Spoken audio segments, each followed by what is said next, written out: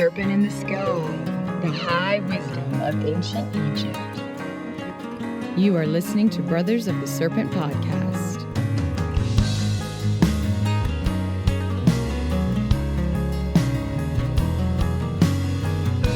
And welcome back, ladies and gentlemen, boys and girls, angels and demons and monsters and serpents, to Brothers of the Serpent podcast. Coming to you not live from the 10 by 10 by 10 tangent cube of science, nestled amongst the dusty bones of an ancient seabed high atop the Edwards Plateau.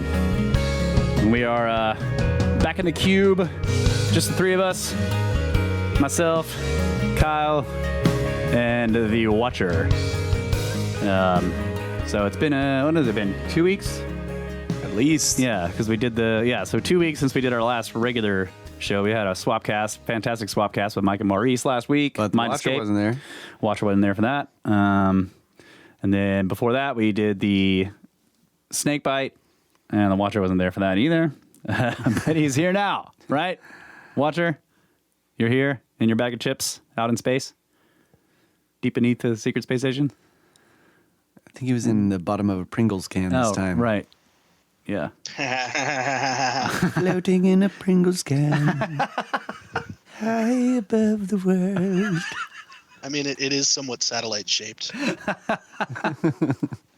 It's got metal ends, shiny. And you can spin it and stick to the inside. The question is, how do I fit the bag of chips inside the Pringles can? All right. So we're glad to have the Watcher with us, as always.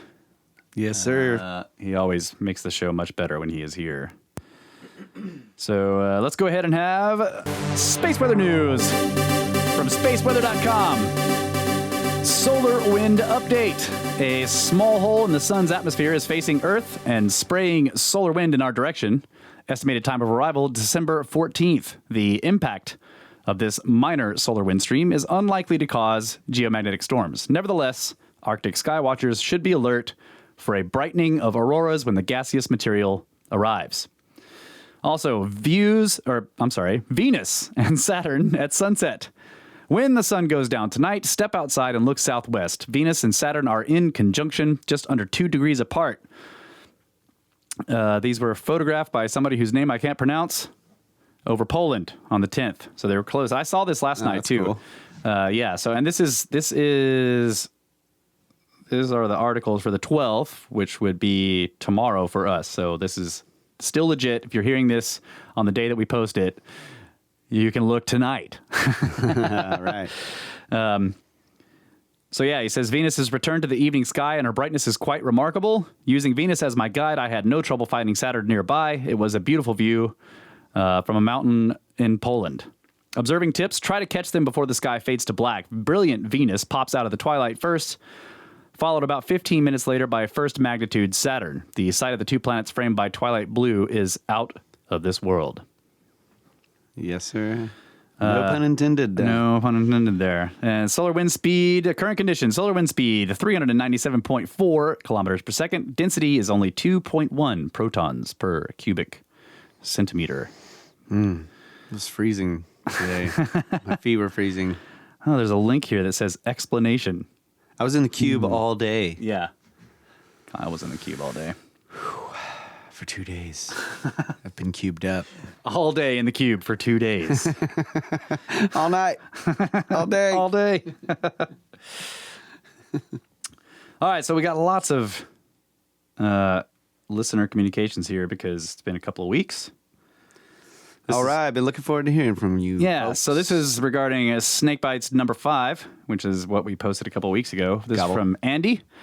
He says, hi, Snakes. Regarding the ancient Egyptian tuning forks with a fine wire strung between the forks, as mentioned in your podcast on the 28th of November, 2019, whilst listening, it occurred to me that if the fine wire was vibrated, not by plucking, but instead by a bow, like a violin, this would give greater control over the oscillation of the forks, allowing an extended period of vibration and control over the rate of oscillation. P.S. Love the podcast. Keep up the great work. Snakes! Andy. Very cool. I like it. Yeah. That is an interesting idea. It seems like a Bow drilling. A new type of bow drilling. playing the world's saddest violin song while cutting stone like a freaking shamir.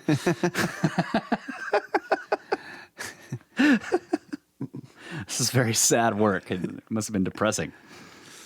Yeah, but when you first start out, it's just like... Right. It's like, God, stop that drilling. Stop. All right. This one is called Warm and Fuzzies from Ian. He says, Snakes! Hey, Snake Bros. Like many of your other listeners, I am slightly toasted whilst writing this email. It is a Saturday night. My better half is getting our children to bed, and I've been out pruning trees, getting some funds raised for Xmas presents, so I deserve it, LOL. What? He says he's toasted. Love your podcast so much. The topic of ancient mysteries and all things snake-based that you boys dive into is what keeps me going on my drives to work around the UK. Oh, he's from the UK, so I was doing the wrong accent there. On my journey into this world of infinite questions, it's been super important to have a well-honed BS monitor, as it is so easy to get sucked into other people's assumptions and fantasies. You guys, however, are the genuine article. My BS filter has led me to the likes of Graham, Randall, Ben at Uncharted X, Matt at Ancient Architects, Brian Forrester, Viper TV, and John Anthony West, of course. I feel you guys are totally genuine and great fun. It's like hanging out with my bros, listening to you guys. Been getting stuck into some YouTube vids on the Emerald Tablets of Thoth the Atlantean. Have you boys snake hold this? My BS filter is struggling with it. Peace. Yeah, so, I don't know what to think of the whole Emerald Tablets thing. I just don't know. Manly P. Hall talks about them, but this is the thing. Like, I have a hard time with people who claim are giving translations of something that has pretty much never been found. There are no actual emerald tablets. It'd be like giving translations of the Pillars of Enoch. Yeah, because they haven't been found yet. Right. Maybe. Yeah. Maybe we have found them and we just don't know it. But. Right. Yeah. So that's my thing with the emerald tablets. I agree that they exist in legend, like the Pillars of Enoch. But just like the Pillars of Enoch, they have not yet been discovered to the wider world, and thus any translations thereof are suspect. Right. Yeah. I don't know much about them, buddy. But thanks for the warm and fuzzies. Yeah. And cheers. For the drunk mail. I really wanted to read the whole thing, but Kyle wasn't having it, though.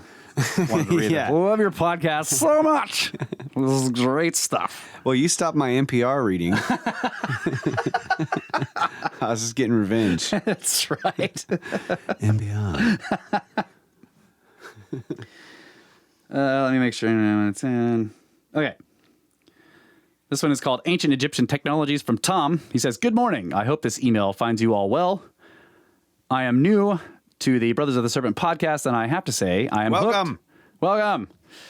I have to say I'm hooked. I love the way in which you get some amazing information over in a very easily understandable format while still feeling genuine, relevant, and not dumbed down.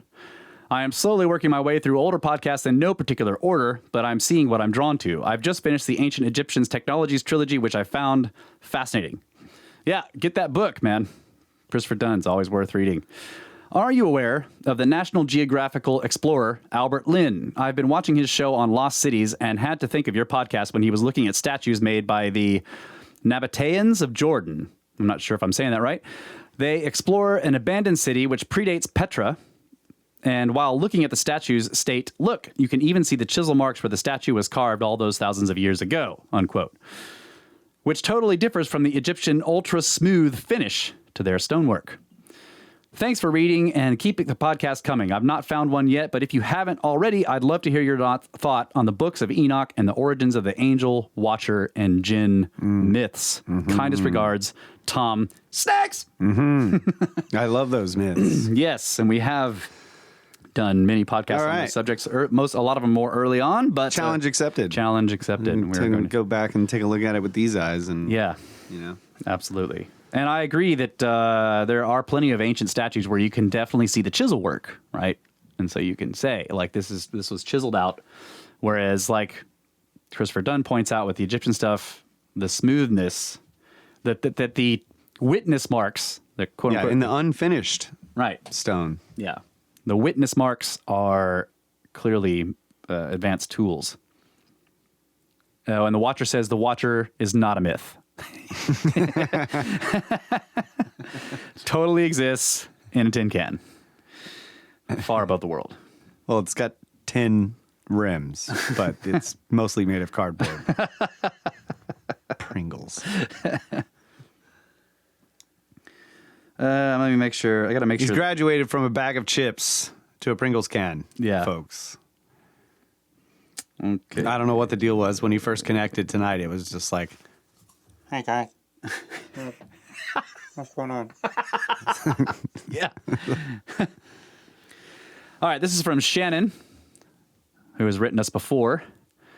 She says, Dear Sirs, just to say that Snake Bros made my freaking day, or maybe my entire week, when I heard my Bacon Shoulder Rivers dream being read out on episode 116. yes. Talk about a healthy flow of endorphins.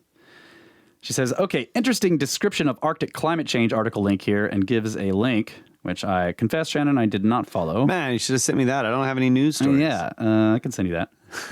She says, I think you'll find it worthy, but then again, I do at present have 8 certificates of ignorance on my refrigerator.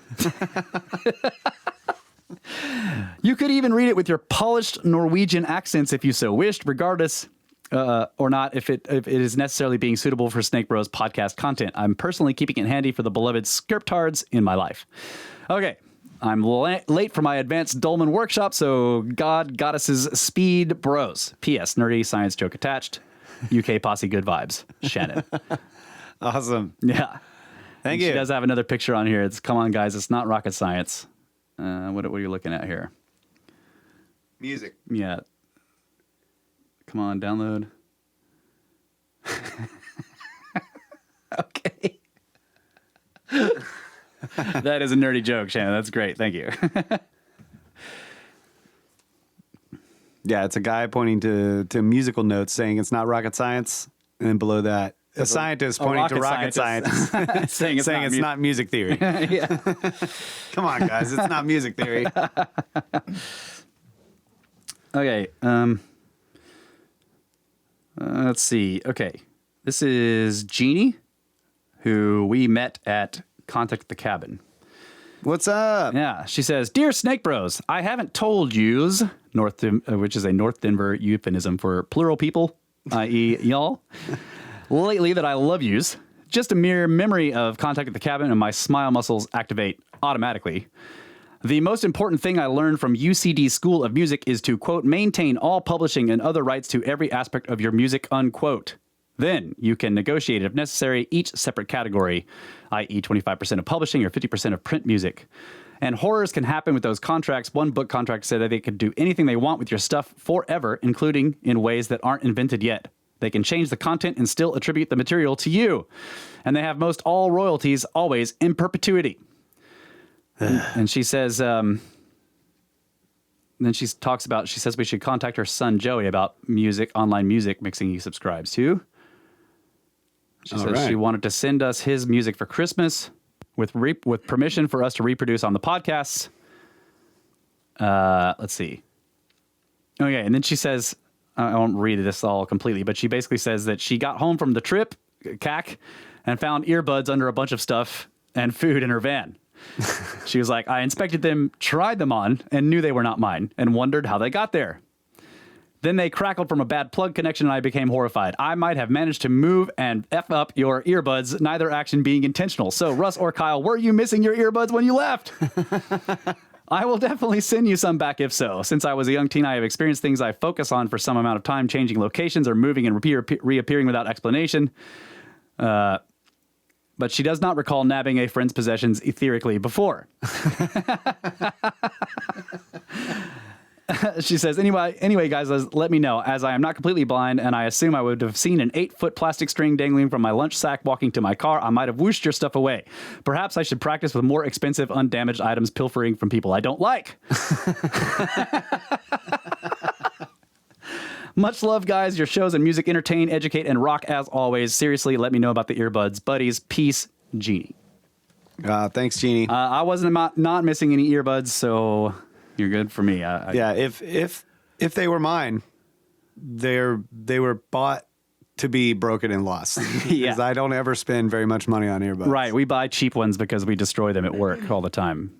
But and the Watcher says he may actually have lost a pair at CAC, but he also buys cheap ones as well. So. Yeah, so don't pay the postage. Right. Don't worry about Thanks. And thanks for the tip on the music business. I totally agree. I don't want to give up publishing rights. So yeah. Yeah. And I'm sorry I didn't read the whole thing, but I just realized as I was going through it that some of this information may be personal, which is why I skipped some stuff. So, but thanks for the email, Jeannie. It was great. Really great to hear from you. Yeah. Old CAC buddies. We had a great time too. Yeah. Looking forward to the next one. Yep. Okay. This one is from History Shift. This is about the Swapcast with Mike and Maurice. He says, Snakes! Finished listening to the Swapcast of Mike and Maurice's Mind Escape and really found the first part interesting where you both talk about how you guys started podcasting and how it has evolved over time. I think if you were a person wanting to start a podcast, this would have been a lesson 101. Thanks for all the great knowledge you share and not just about ancient mysteries. You two are so much more than just the podcast. Thanks so much for all the shout outs that I probably don't deserve. I wish I could give you all a shout out. More than putting stickers in bathrooms and talking people's ears off. You know, it's much easier to turn someone into a longhead after you talk their ears off. I agree, Brandon. It's far easier to stretch skulls after ears are gone. I can definitely see another swap with these guys. Great conversation. Keep pushing boundaries with the right questions. Snakes! Brandon. Brandon, man. you totally deserve all the shout outs. God, the work you do with the videos and you're putting things up on Bitmovio and on BitChute, just good grief. You deserve every shout out we give you and more. Yeah, so shut up. Yeah, God. Dude. History Shift, check them out. Yeah. Follow him on History Shift Twitter. on Twitter. That's right. Historyshift.com for the blog. Okay. Man, I really want a soundbite for this one. We don't have a James Brown soundbite, do we? No. Hell no. He says, hey guys, this is from Pablo23245. Hey guys, I was just wondering if you ever read the books of James Ernest Brown. I'm like, well, I know James Brown. Ow. He documents how the ancient Egyptians used electricity. There's a couple of interviews with him online. You can buy his books from his website as they're hard to find or overpriced elsewhere. The books are a little bit, something gray, but well worth it. I think he really nails it, similar in scope to Wester Dunn, where you go, right, that's it. Anyhow, it will make for real interesting shows. You could probably get a few shows out of his work. He may even be up for an interview. Anyhow, thanks for doing the podcast. Hope you get round to researching Brown sometimes. Thanks for now, Paul in Edinburgh. Ah, cool. I watched some videos a while back on the Egyptians using power and stuff, various ideas like that. Yeah, I've seen some of that stuff too. I don't remember the Cool name of stuff. the researcher's name, but James Brown. Come on, guy. Yeah. Yeah, I don't see why that's so far-fetched, honestly. Right. This is There's no torch burns inside those temples, Right. with all the carvings. And, Yeah. This is something that used to happen to me all the time. Like before Kyle and I got used to talking to each other about this stuff, I'd come down here and start trying to not argue with him, but sort of point out how the standard model is wrong on stuff. And he had already long before taken it for granted that the standard model was wrong. And so it would create this weird thing where I'm like, blah, blah, blah, blah. And Kyle's like, well, I mean, like, what is the point of that argument? And eventually I'd figured out it's because he was like, yeah, of course they had electricity. And I'm like, God damn it. He's like already assuming it. And I'm just like, damn it. Let's see. What else we got here? I've got one here. One-up boxes. Yeah, we do have one-up boxes. I have to make sure that these are right to read. Yeah, okay, so this is from Travis again. T-Bone Shuffle. Sup? From the Grimerica Discord chat. He says, just dropping by for what will probably be a redundant guest suggestion. I did appreciate hearing my email read on the show. I hope you can get Scott Onstott on the show sometime soon. I feel he deserves more recognition for the amazing research he has put together, and I'd love to hear him on the show. This is, however, about another researcher who is right in line with the Brothers of the Serpent subject matter. I'm sure you are probably a fan of his YouTube work. Praveen Mohan is his name, formerly known as the Phenomenal Travel Videos channel on YouTube. Yes, I follow this guy. He has now formally changed the channel name to Praveen Mohan. He is an Indian-born researcher specializing in ancient ruins, legends, construction methods, etc., but with an interesting perspective, being local to so many of the areas he talks about. He does go all over the world, including visiting many of the ancient sites of the U.S. I credit him with my renewed interest in mound-building giants. I had almost given up on that as an internet hoax until I ran into his perspectives on the matter. I would love to hear him on your podcast. For a sample of his work, check out his newest videos. Looking at the similarities in the stonework he's looking at in Cambodia compared to Egypt and South America is part of what inspired this email.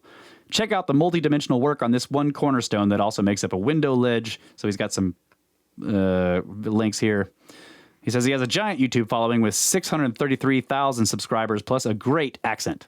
I'm sure it would be a big promotion for the podcast to get him on with his giant fan base. Much love. Thanks for everything you do. Keep it up. I'll be tuning in. Signed, T-Bone. Awesome. Dude, your emails are great. And yeah, that's I love that subject too. The giants and the mounds of America. Fascinating stuff. Yep. And another great suggestion. I'm just terrible at coming up with guests. So everybody that suggests guests, thank you so much. Because I'm like, oh yeah, we should get that guy on. I talk to him all the time. Okay, what time we got?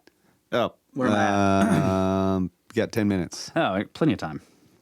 Slowest 2 hours in podcasting. Nope. Okay. Is this right? Yeah. So this one I saved for the end here because so people have been commenting quite a bit on the stuff we said that I said, not Kyle, that I said about domestication of animals and crops. Which is interesting because I said this stuff a whole bunch in the beginning, and then I've said it before, but for some reason on the Mike and Maurice's Swapcast, gotten a lot more response to it. So this was great. So this is about domestication. This is from Chris, who is also, I know, from the Grimerica Discord. He says, in one of your recent podcasts, I believe it was the one with Mind Escape, you guys were talking about domestication and how we have no idea how that really happens. It made me think about domesticated Russian foxes, which seems to indicate that environmental changes force an epigenetic manifestation that breeds true after a few generations. Then he gives a link to an article. He says, but that is just a pin on the map showing you where the rabbit hole starts. From your statements, I feel like either you forgot about this or didn't know about it, and I was psyched to maybe have a pointer you hadn't discovered, so maybe I could return that rush of the new I so frequently get from you guys while listening. Anyways, greetings from the Snake Force Station Church House Snakes. If you already knew this stuff, I apologize. So, okay. I had heard of these Russian foxes. Oh, fail. What? You had already heard of it. Yeah, I had. But he's right. I totally forgot about it. Okay. Semi-success. Semi-success. But the article he sent is fantastic, so I'm going to... I had the same problem. I find something and I come to Russ and I'm like, dude, check this out. And he's like, oh yeah. And then he starts telling me all this background about it. And then all these different things that all these different authors and whatnot have said about it and the various theories on it and which ones are more probable. It's like, damn. Okay. That's cool. Guess you already knew about this. So this is from the BBC.com. This is the article that Chris sent. It says, in the 1950s, a Soviet geneticist began an experiment in guided evolution. He wanted to show how domestication works. So this was written in 2016. From the richly plumed red fox to the big-eared fennec fox, foxes look adorable. Because of this, people are sometimes tempted to keep them as pets. However, those who have tried have struggled. Unlike dogs and cats, the different species of fox have not been domesticated. Domestication only happens over a long period of time through selective breeding. Cats and dogs were domesticated by humans thousands of years ago to be pets and companions. Sheep, goats, and other animals were domesticated for food, but there may be more to it than that. People who have tried to simply tame individual foxes often speak of a stubborn wildness that is impossible to get rid of. This suggests that foxes are harder to tame than other animals. Doesn't really? I don't think so. However, one extraordinary experiment has found a way to domesticate foxes. This one study could help us understand how our ancestors domesticated other animals, and indeed what domestication actually is. Biologist David MacDonald studied foxes at close quarters for years. For a time, he had foxes living at home, which he recounted in his 1987 book, Running with the Fox. The foxes did not last long in MacDonald's house. He found that they would tear up the living area and create chaos. Others who have tried living with foxes report the same thing. Richard Bowler, a wildlife photographer based in Wales, looks after a few foxes in a large outside space at his home. He reports that they are nervous and shy. The youngest fox, a vixen called Hetty, is extremely shy around people, even though she was captive bred, and Bowler and his partner, or Bowler, I'm not sure how to say this name, Bowler and his partner fed her through the night when she was 1 week old. He describes the temperament of the foxes as highly wired. In the UK, it is legal to keep a fox as a pet, but that does not mean it is a good idea. The Royal Society for the Prevention of Cruelty to Animals does not condone the keeping of foxes as pets because foxes are wild animals and do not fare well as domestic pets. They should not be kept as such. Even the most experienced fox experts have had difficulty in keeping adult foxes successfully in captivity as they have very specific needs, says the RSPCA. Occasionally, people connected to wildlife rescue centers report that they have managed to tame foxes. However, usually these animals are recovering from toxoplasmosis, a parasitic disease that damages the brain, leaving animals unafraid of human touch. Meanwhile, Britain's urban foxes are often described as being bold and brazen around humans compared with their countryside cousins. They will stand and stare at passersby on the streets and even approach people with food. It is possible that human behavior in towns and cities has altered the behavior of individual foxes. If a fox grows accustomed to being fed by hand by one person, it may be more likely to approach another. However, this does not qualify them as tame. So pet foxes are generally not a good idea, unless, that is, the fox is from the only tame population in the world, an extraordinary scientific experiment that started life in Soviet Russia. In the late 1950s, a Russian geneticist called Dmitry K. Belyaev attempted to create a tame fox population. Through the work of a breeding program at the Institute of Cytology and Genetics at Novosibirsk in Russia, he sought to trace the evolutionary pathway of domesticated animals. His test subjects were silver black foxes, a melanistic version of the red fox that had been bred in farms for the color of their fur. Belyaev died in 1985, but the project is still ongoing. It is now overseen by Ludmila Trut, now in her 80s, who started out as Belyaev's intern. The Russian fox farm was the first of its kind.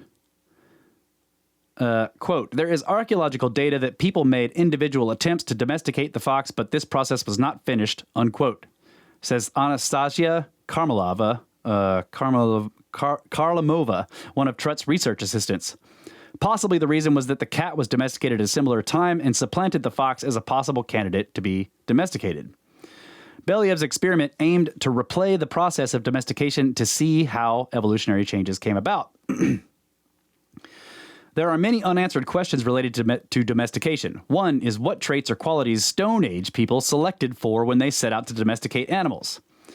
Belyaev believed that selection for just one trait, tame ability, would be enough to create a domesticated population. This was a risky area of research.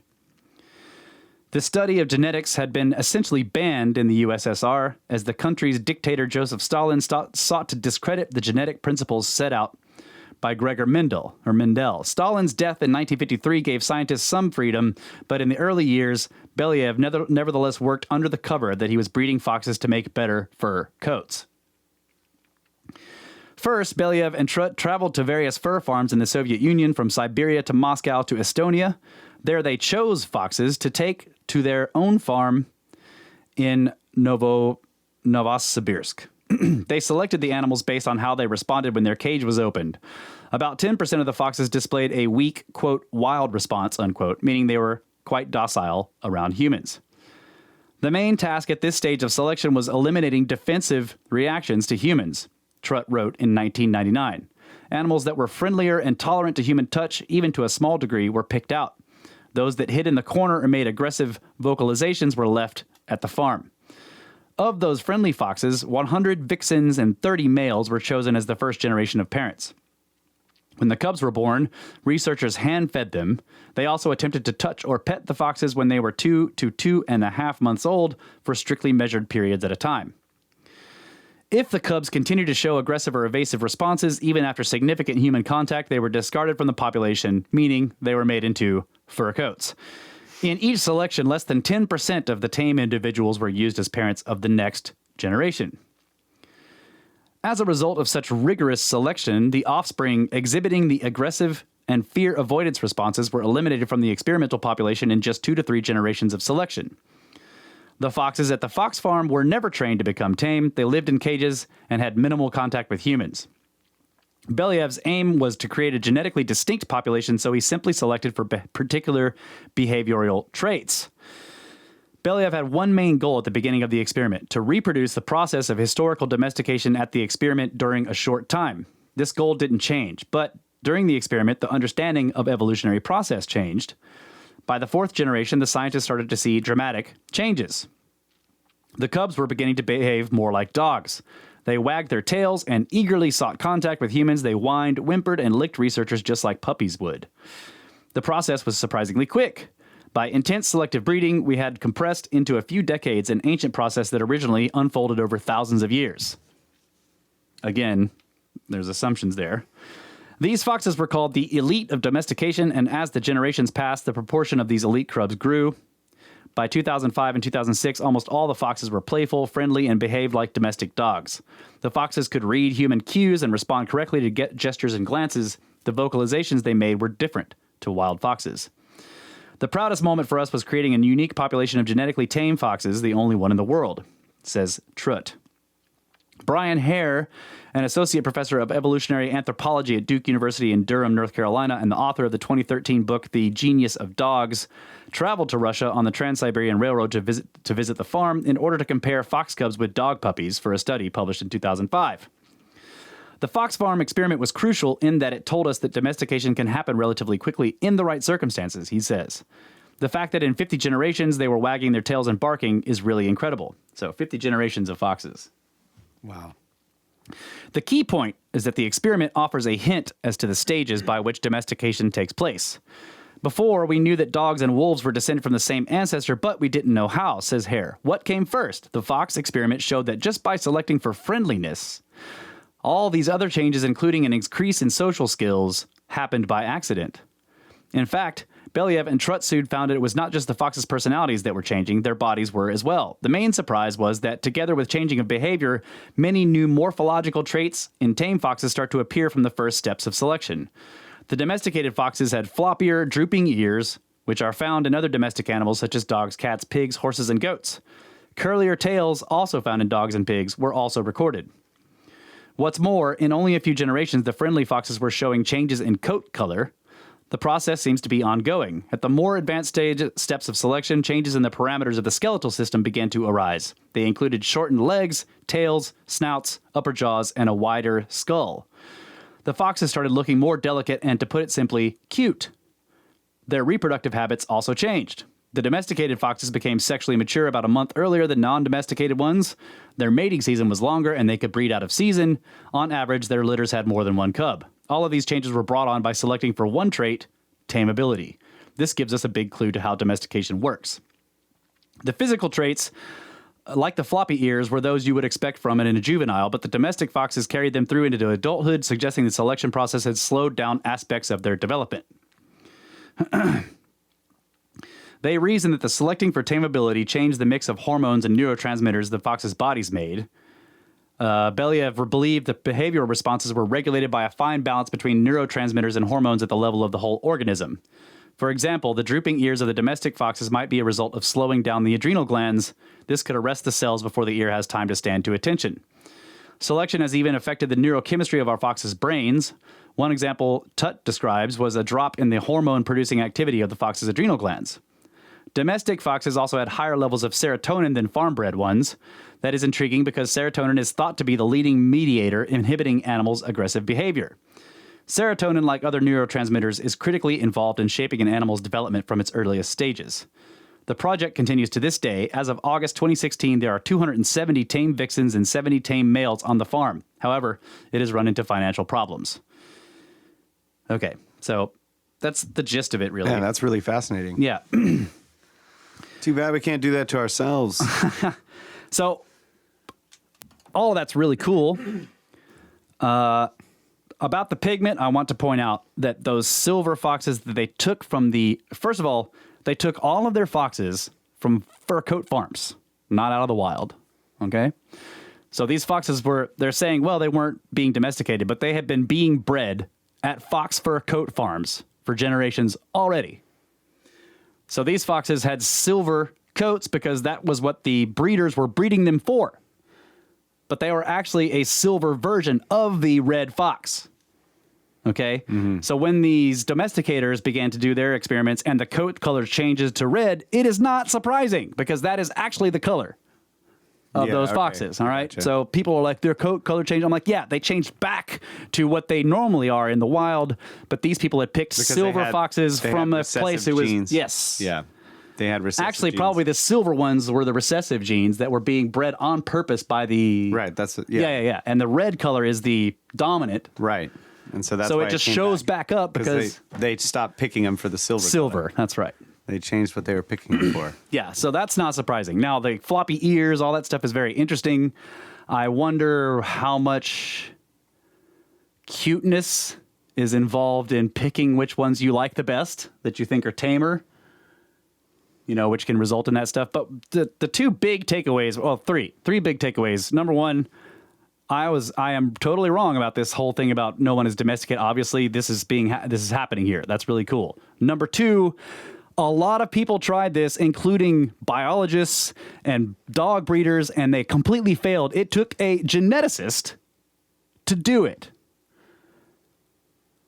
Okay, but it was only picking them for a behavioral trait, though. Yeah, I know. I'm just saying, like, a lot of people tried to do this. People who know about picking for behavioral traits and taming stuff. Like, but people have asked me, like, you guys don't know about dog breeding? This is what you do. Or horse breeding? This is what you do. You pick for traits.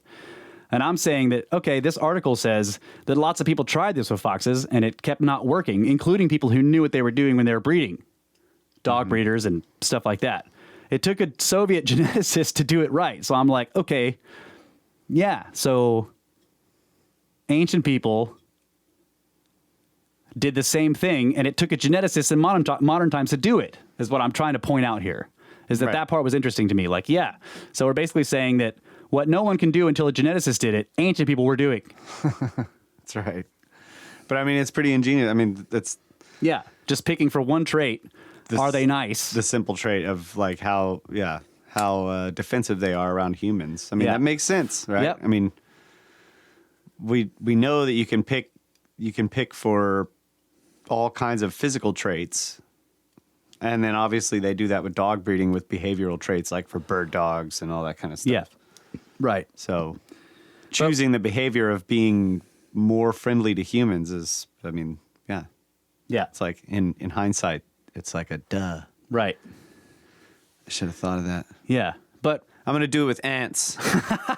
The ants in my yard, they always bite me. I'm going to stick my hand in an ant bed and find the ones that don't bite. Or they're the ones that take the longest to bite. Oh, wait, they're all females. They're all drones. Yeah, they're female drones. Yeah. None of those are breeders.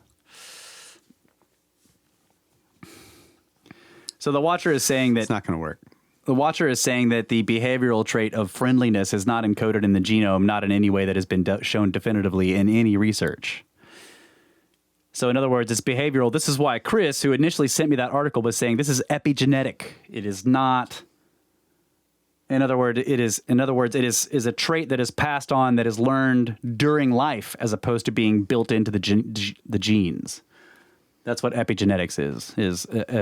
Epigenetics is a controversial idea that things can be passed down from parent to offspring that are learned during the lifetime of the parents, as opposed to being built into their genetics from the start. I see. Yeah, I mean... You know, I've thought a lot about that kind of stuff with humans, and it seems to be seems to be true. I mean, it seems like, just in the people that I've known in my life, knowing their parents, knowing the way their kids are, Yeah. or knowing the parents who have kids and then the way the kids are once they get older, you're like, it makes sense. Yeah. And some really good research has been done on that where they completely remove all variables of like, is the parent just teaching these attributes to the child? And it's shown that no, you can teach a parent something that it doesn't do naturally, teach this thing to a parent, and then that parent breeds, and then you remove the child from the parent, and they never have any access to the parent or its learned traits. And then the children show those first they begin to show that the ability to learn those traits faster, and then eventually they just have them automatically after several generations. So that's epigenetic stuff. But it's also like the sort of the American Indian idea of like the spirit of the wolf, or the spirit of the eagle, as though within a species it is one consciousness. Right. Morphic resonance type of deal. Yeah. Yeah. So in the same way that there's recessive genes and dominant genes, there are recessive consciousness qualities and dominant consciousness qualities that can shift over time based on breeding. Yeah. That's really crazy. Yep. Well, all right. So you nailed us to the wall. We're wrong. You were right. We were wrong. Yep. I wonder how many they're still having to send back to the farm. Right. Because at this point, you don't have a lab that's just wild. Has some puppies. One of them is just completely not domesticated. Yeah. I don't know. I'm curious. It's also weird that they started out with farm bred ones. I'm like, these aren't really wild. Well, but you could still say that the farm originally took those from the wild, and the farm's probably not hundreds of years old. So yeah, fox fur coat farms, probably not hundreds of years old. First world farms.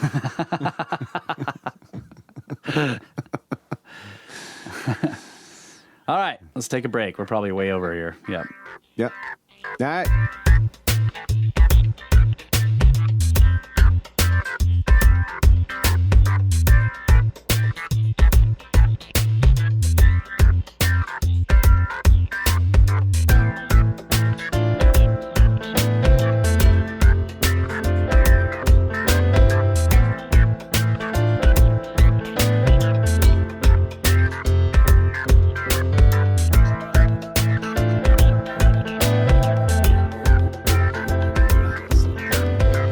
Ladies and gentlemen, brothers of the Serpent Podcast, fastest 2 hours in podcasting. Thanks for all the listener communications. Very, very good stuff. Always great to hear from all of you folks. Yeah, and those were just the emails. We have a bunch of other stuff we'll have to get to some other time, comments on the website and stuff like that. Those are only emails, so it's getting great. Also, it's good to get in early. Eventually. Yeah. It'll just be too many. I just have to do special shows of just doing nothing but that. Yeah. It's kind of sad. So we got a bunch of one-up boxes. One-up boxes that we have been failing to open for a month now. Sorry about that. Yep. I keep forgetting. This one, so 3 of them are books from the most awesome Intertraditions publisher, Destiny Books, Rochester, Vermont. Intertraditions. So this first one is called The Occult I Ching, The Secret Language of Serpents. Yes. By Maja Dioust. Man, that's a beautiful looking book. Yeah, it is. So the I Ching has been used in China for millennia to open a dialogue with divinity, gain insight and wisdom, and pull aside the curtain of reality to reveal the light of the heavens. Cool. Sounds like good stuff. Let me see that. That's the first one. I can't wait for you to read this and tell me all about it.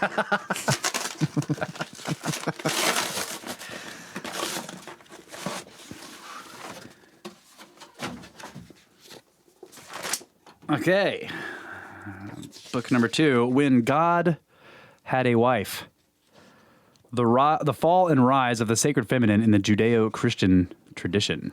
By Lynn Picknett and Clive Prince. Despite what Jews and Christians, and indeed most people believe, the ancient Israelites venerated several deities besides the Old Testament God Yahweh, including the goddess Asherah, Yahweh's wife, who was worshipped openly in the Jerusalem temple. Mm-hmm. So I'm just reading little bits of the blurbs on the backs. Yep. What are those tools she's holding in her hands? Right, there? yeah, the picture of, It's kind of like some of the stuff's. I forgot his name. Who? Scott Walter? Scott Walter Yeah. was talking about at the conference, yeah. Mysteries of the Taos Caves, the lost civilizations where the Andes meets the Amazon, by Alex Chionetti. The Cuevas de los Tayos is a cavern complex in the Amazon rainforest of Ecuador. Named for the Tayos, the oil birds that reside within them, these caves have countless enigmas connected with them, from the discovery of inexplicable architectural details to claims of curses and treasures to dangerous encounters with the indigenous peoples, the Shuar, for whom the caves are sacred. That sounds good. Yeah. Pictures? Pictures. Oh, yeah, I've seen that picture. How it looks. Yeah, it looks constructed like almost. Constructed or cut, yeah. Modified. Cool. So 3 books in 1-up boxes from Intertraditions. Thanks very much to them. And we have a big one here from Hermetica. I can guess who this is from. Need a knife? That one doesn't have a cool pull strap. Yeah. I cut myself. Yeah. Always cut towards yourself. Yeah, I always do. Just in case you slip. Suicidal box openings. Peanuts. Just in case you slip, the knife will stop on yourself. On me. Okay. I'm going to get peanuts all over the floor. I'll have to clean up the floor anyway.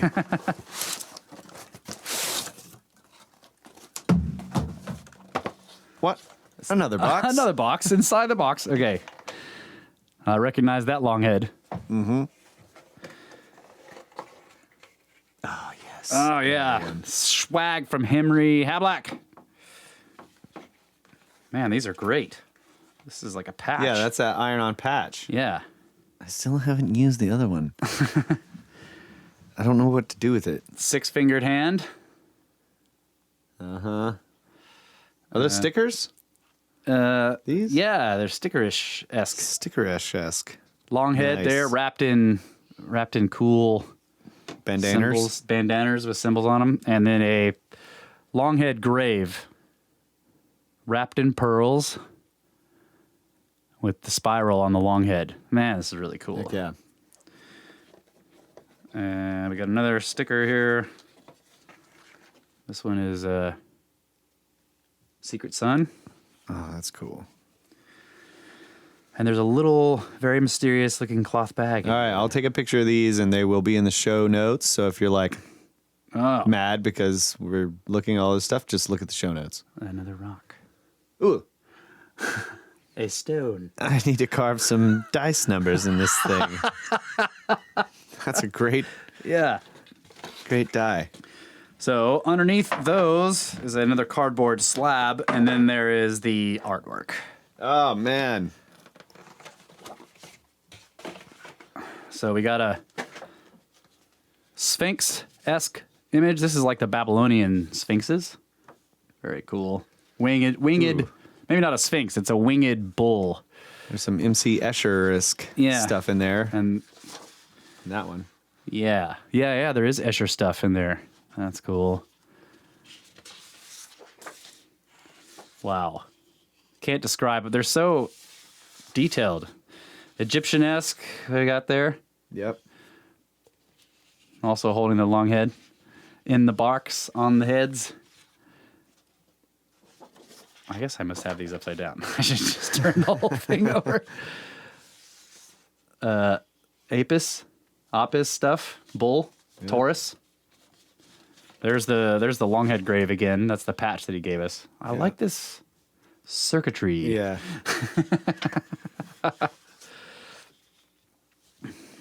More bull. It's like a... Oh, yeah, that one's cool. That is cool. Ooh, man. That's a serious long head one right there, man. Long head skulls and a wait a minute. What are you trying to say? This guy's got his skull bound. But I see what you're saying because it's all cracked and the sutures are there. Yeah. And then the real long head skull doesn't have those. Right. But he's got the earlobes of the Easter Island. Yeah, so he's the real one. Right. And then all these other skulls around him are the They are bound, yeah. They were wrapped. Bound. Snakes. Yeah. That looks like that's Indian cats. Mm-hmm. There's the third eye. There's the six-fingered hand and more bull and cat, eagle, long head. Wow. That the altar. Cool. Snake. These are great, Henry. And your style is very distinctive. The blues and reds, and it's like blue and red, and they kind of mix together, and then black and white. It's really cool. Excellent use of very few colors. It's really cool. Yeah. And there's a pyramid in that skull. Yes, there is. I noticed that too. There's a serpent on that hand. Yeah. It's things within things. Great stuff from Henry. Wish you guys could see this stuff. Well, I said I was going to take some pictures, so they will be able to. You going to put them on the show notes? No, you're doing that. And we're going to carve numbers into that dice rock you sent us. That is cool. Yeah. Blue, it's like a beautiful blue polished stone. Yeah. Cube shaped. Man, even the box has the long head grave. It's really cool stuff. Yeah. More artwork for the cube. All right. Oh, shit. Not much room in the cube. Not much room here. Okay. Okay. So we went long on the last one, so we got about 8 minutes left on this segment. And what I want to do is, I feel like we need to finish off Serpent in the Sky. I kind of ended it in the middle of something in the last episode. We were talking about this. And so I kind of want to pick up where we left off and really let's go through the rest of these appendices and finish the book. So, what we said at the end of the last one was, he was saying, if the Sphinx was as recent as 5 to 7,000 BC, I think we probably would have other Egyptian evidence of the civilization that carved it. Only further research will resolve this question. Basically, he's saying that him and Schock disagree in their interpretations of the evidence, the geological evidence there. He's like, Schock took the most conservative dating, which even at 5 to 7,000 BC makes it too old for dynastic Egypt. But John Anthony West is saying that he thinks that if it was that young, there would be other stuff, and maybe there is. Right?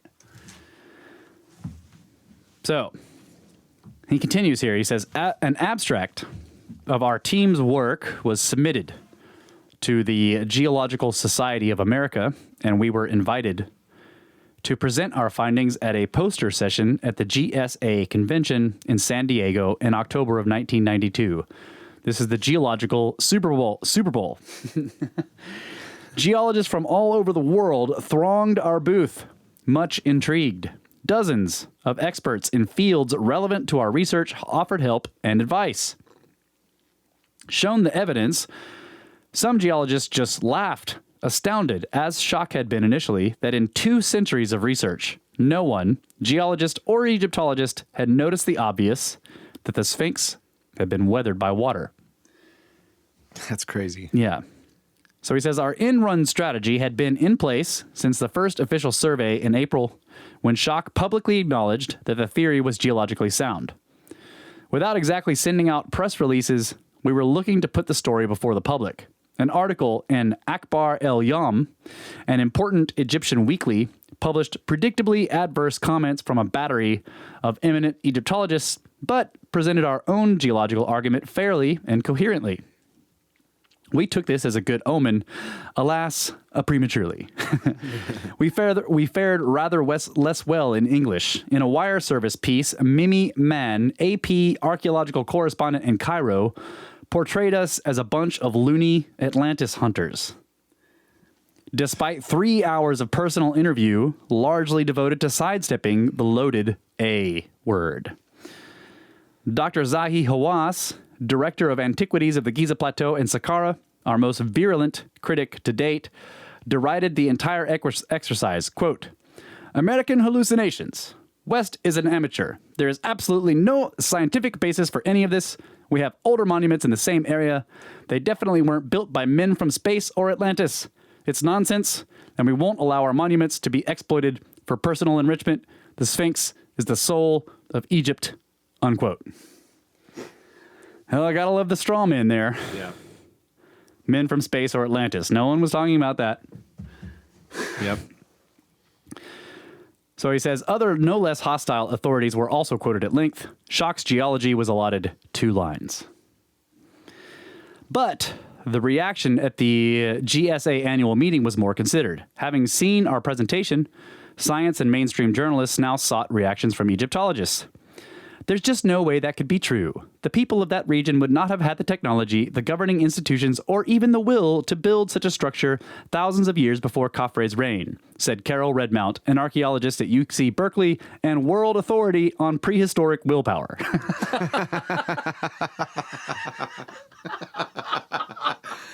Nailed it. Oh, yeah. Our conclusions flew in the face of, quote, everything we know about Egypt, unquote. Los Angeles Times, October 23rd, 1991. That's ridiculous, scoffed Peter Lecovara, assistant curator of the Egyptian department in Boston's Museum of Fine Arts. Thousands of scholars working for hundreds of years have studied this topic, and the chronology is pretty much worked out. There are no big surprises in store for us, unquote. Wow. That's great. Yeah. Nice guy. It's a great opinion. Ptolemaic astronomers confronted by Galileo's evidence for a heliocentric solar system had once raised exactly that objection. Out of dozens of quote-unquote experts consulted, only 2, Lanny Bell at the University of Chicago and John Baines at Oxford, noticed that geology introduced a new element into the question of the age and attribution of the Sphinx, but both dismissed our conclusions without further ado. Really? Yeah, that's weird. They admit that geology introduces a new element and then say, but they're still wrong. Happily, the press was less dismissive. By the time the GSA conference was over, major stories had appeared in hundreds of papers around the world. We were on CNN, network news programs, and radio. We were over the 50-yard line and heading downfield. What time we got? Let me make sure. Yeah, you're doing all right. Am I doing all right? Because this is a good stopping point here. Oh, well, we'll take a break. Okay. So, yeah, that's him dealing with... They go to this GSA thing, and then there's all this press response. And it was global. And then, of course, the first thing these reporters do is run to all the Egyptologist standard model guys and say, is this right? And, of course, they're like, no! Yeah. They didn't ask any geologists. So, anyway. Well, yeah. All right. We'll be right back. Yeah.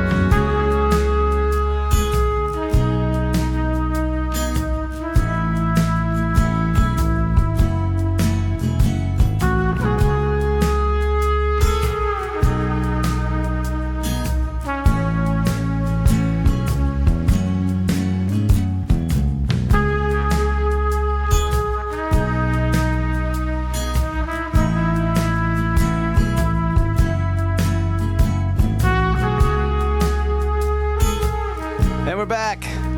Again, fastest breaks in podcasting in all the world. In all the world. So I thought that the two experts that agreed that geology was a good way to look at what I don't remember what they said exactly. That the geology brought a new element into the question? Yeah, I thought they were geologists. No. But it didn't say that. It just he just says, so he's basically going through the quote-unquote experts that were consulted by various media. And he says, out of all the experts consulted, only two experts, Blaney Bell and John Baines, noticed that geology introduced a new element, but both dismissed the conclusions without further ado. So they were not geologists. They were probably archaeologists or Egyptologists or something. Right. One was from the University of Chicago and the other one was at Oxford. Yeah. Okay. That makes more sense. Yeah. Okay. Tell me the rest of the bad news. Okay. He says, but suddenly we had to call timeout and deal specifically with that alleged Sphinx-Cheprin resemblance. Only to Egyptologists has the ravaged face of the Sphinx ever looked like Cheprin. To the practiced eyes of professional sculptors, painters, and photographers on my frequent Egypt trips, the Sphinx and Cheprin had little in common beyond their share to humanity. In other words, they both look like human faces. Other than that, they do not look anything alike. That's right. But in a National Geographic article in April of 1991, Mark Lenner proved, quote-unquote, proved, via computer imaging that the ravaged face of the Sphinx and the face of Cheprin were one and the same. Right. To arrive at his conclusion, Lenner acknowledged that he had used the face of Cheprin as his model. Since the computer does as it's told, a Cheprin-headed Sphinx was a foregone conclusion. Lenner's proof was a technological tautology. The same computer technique could be used to prove the Sphinx was really Elvis Presley. If you start with the face of Elvis and you put it on the Sphinx, it will have the face of Elvis Presley. Yeah, and they actually, he wanted to do that, but then he found out that they were going to have like publishing issues by using Elvis's face. Yeah. So they ended up having to use something else. Are you kidding me? Are you freaking kidding me? I got a bobblehead doll of Elvis. Yeah, somebody owns the rights to Elvis's image. Wow. Basically. Wow. Or Graceland, whatever it's called. I don't know. The Graceland estate. I don't know. Smart move. Yeah. They should have let John Anthony West use it. Yeah. Come on. Put it on the Sphinx. The best thing that happened to Elvis. The Elvis Sphinx would be great. So he says, unfortunately, in a 6-column article, the New York Times accepted Lenner's reconstruction at face value. No pun intended. And so did England's prestigious New Scientist. In an age besotted by technology, who would take the professionally informed opinions of sculptors and artists over spuriously generated computer graphics? Widely disseminated disinformation is as good as information until it's discredited. It was now incumbent upon us to prove academic malpractice. Who might provide an expert, informed opinion that would stand up in court against Lenner's computer? So he's got some great shots here of the drawings that Frank Domingo made of the Sphinx and of Cheprin. That's Cheprin. Yeah. And there's the Sphinx. Yep. Cheprin. Cheprin. Sphinx. Yep. Okay. So who but the police? Boris Said, our executive producer and project director, came up with the inspired idea of putting the problem to a police forensic artist whose daily job it is to reconstruct faces from partial or fleeting or remembered evidence. A sequence of phone calls led us to Detective Frank Domingo, senior forensic artist with the New York Police Department. Domingo agreed to come with us to Egypt on our next trip to make sure he got the precise photographs and measurements of both the Cheprin statue and the Sphinx he needed to carry out his work. Months later, Frank Domingo's completed report corroborated the obvious. He says, after reviewing my various drawings, schematics, and measurements, my final conclusion concurs with my initial reaction, i.e., the two works represent two separate individuals. The proportions in the frontal view, and especially the angles and facial protrusions in the lateral views, convince me that the Sphinx is not Cheprin. If the ancient Egyptians were skilled technicians and capable of duplicating images, then these two works cannot represent the same individual. Unquote. We were like when you were going through the Dunn book, like they replicated these statues exactly, perfectly, like down to where the machinist had to use precision tools to see how exactly it was. Right. So yeah, if it's visible to the naked eye that they're different, right? You know, you could say as an argument that that's beyond. Because these other ones are the same. Yeah, I mean, they are exactly so much the same. Yeah, exactly. Great point. So he says, the face of the Sphinx was never that of Chephren. Whose it might have been becomes another big, unanswered question. The Sphinx has by no means run out of riddles. Chephren did not carve the Sphinx. Schwaller de Lubitz's casual observation is now backed by geological expertise and solid geophysical evidence. The Great Sphinx is much older than dynastic Egypt. How much older remains to be determined. A new sophisticated technology is under development that will measure the effects of cosmic ray bombardment upon isotopes within the rock. From this data, scientists will be able to determine when rock was first cut free from its bed and exposed to the air. Within broad limits, that should give us a scientifically verified date for the original carving of the Sphinx. Meanwhile, our team will be looking underground with seismographs, perhaps radar, and other new technologies for further evidence of the lost civilization responsible for the Sphinx and its temple complex. My now informed intuition tells me that when we finally succeed in scientifically putting a date to the Sphinx, that date will be so deep in the distant past it will be quite literally mind-boggling. And so awesome. I think what he's talking about there is some form of luminescence dating, where you can tell when the rock was exposed. Mm-hmm. Because they could take blocks that were cut out of the Sphinx enclosure and put into the Sphinx temple. Yep. And they could get samples from that, like the interior portions of the block. Yep. Well, it would have to be exposed, I guess. Right. So you want to find out how long has it been exposed to damaging radiation from space. Yeah. Right. And so you can, that tells you how long it's been.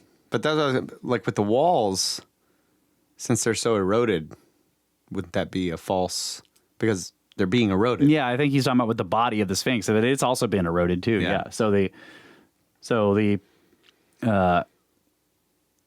that would tend to give a younger date. Right.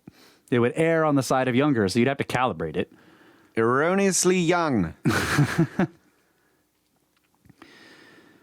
Okay. So the final appendices here. He's called this the afterworld, ringing out the old. He says, overthrowing and replacing the old order, any order, is risky business. Revolutionaries lead notoriously dangerous lives.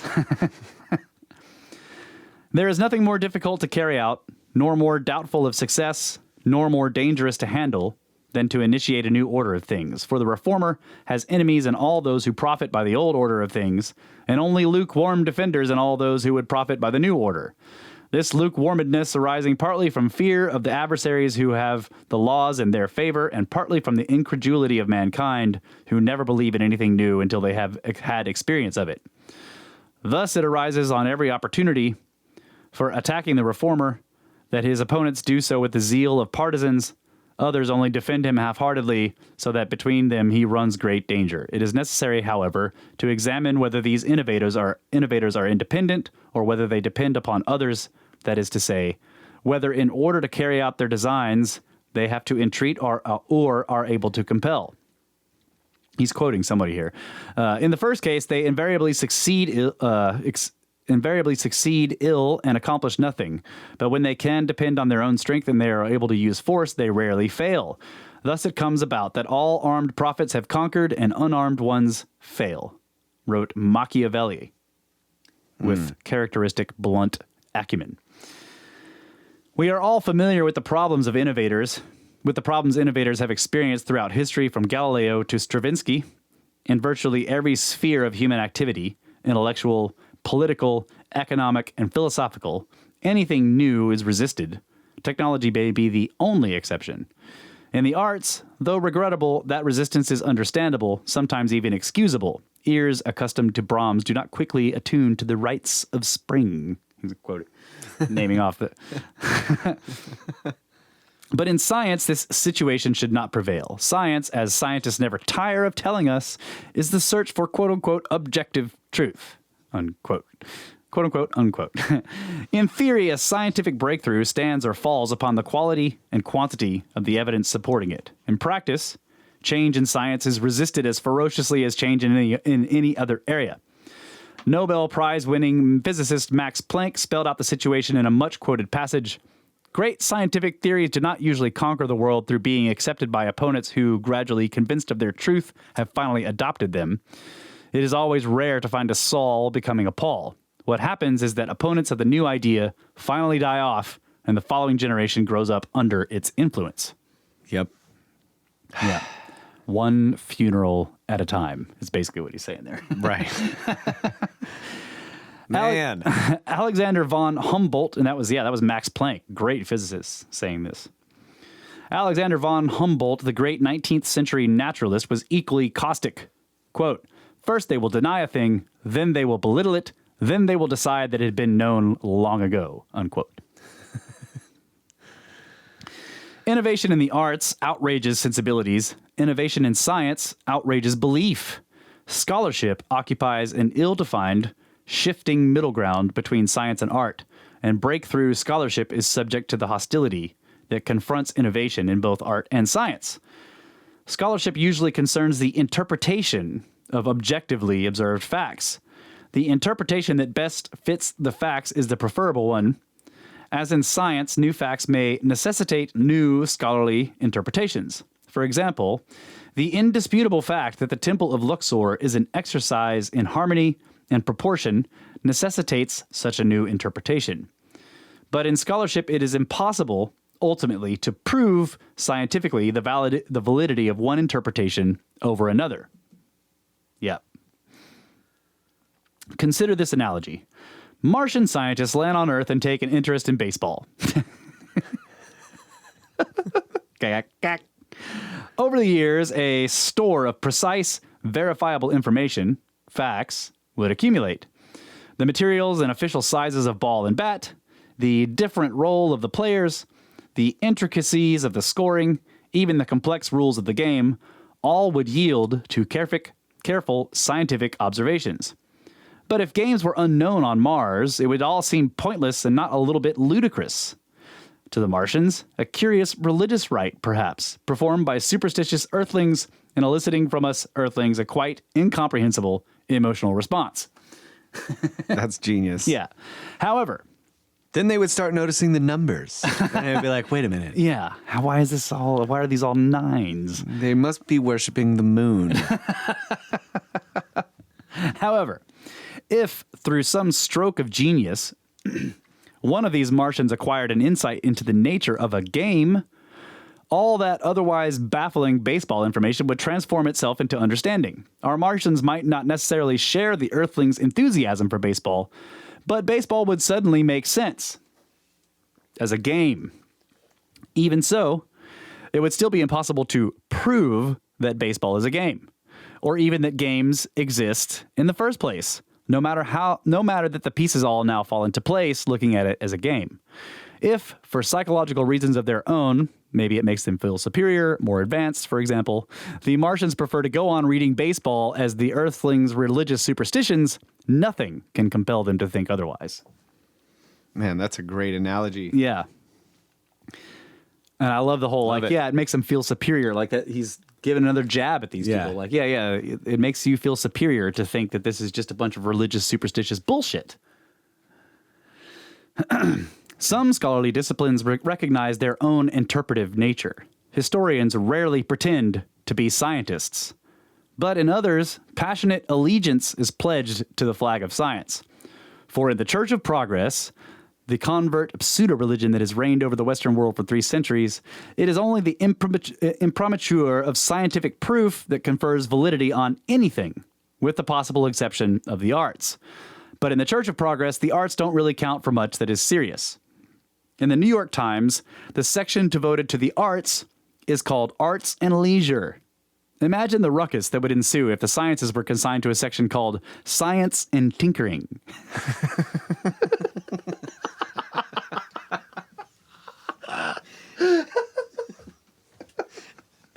That's what I do in this cube over here. Science and tinkering. It is the prestige of science that most academics covet. Thus, the pledge to the flag of science is often taken by people with no understanding of what science is, what its limitations are, or what scientists actually do. Egyptologists and archaeologists are probably the worst among a battalion of academic offenders. Candidates for PhDs in archaeology or Egyptology are not required to take a single course that would be called science by a physicist, a geologist, or a biologist. They have never been taught, and obviously have never learned for themselves, that science advances through experiment in which measurement, replicability, and predictability are essential components for the testing of theories. An Egyptian temple can be measured, but it cannot be repeated or predicted. An Egyptian text cannot be measured, repeated, or predicted. In other words, by its very nature, Egyptology cannot be a science in the sense that physics or biology or geology are. Egyptologists and archaeologists operate under the mistaken conviction that a systematic method for acquiring data is enough in and of itself to make science. If that were the case, phrenology and astrology would also be sciences. And he's right. We've talked about this. Like, just because you're really good at sifting potsherds out of the sand and cataloging them and figuring out where they were and making grids and stuff for your digs does not mean that you're doing science. You can remove one layer of grain, layer of sand at a time with that toothbrush. You're still not a scientist. That's right.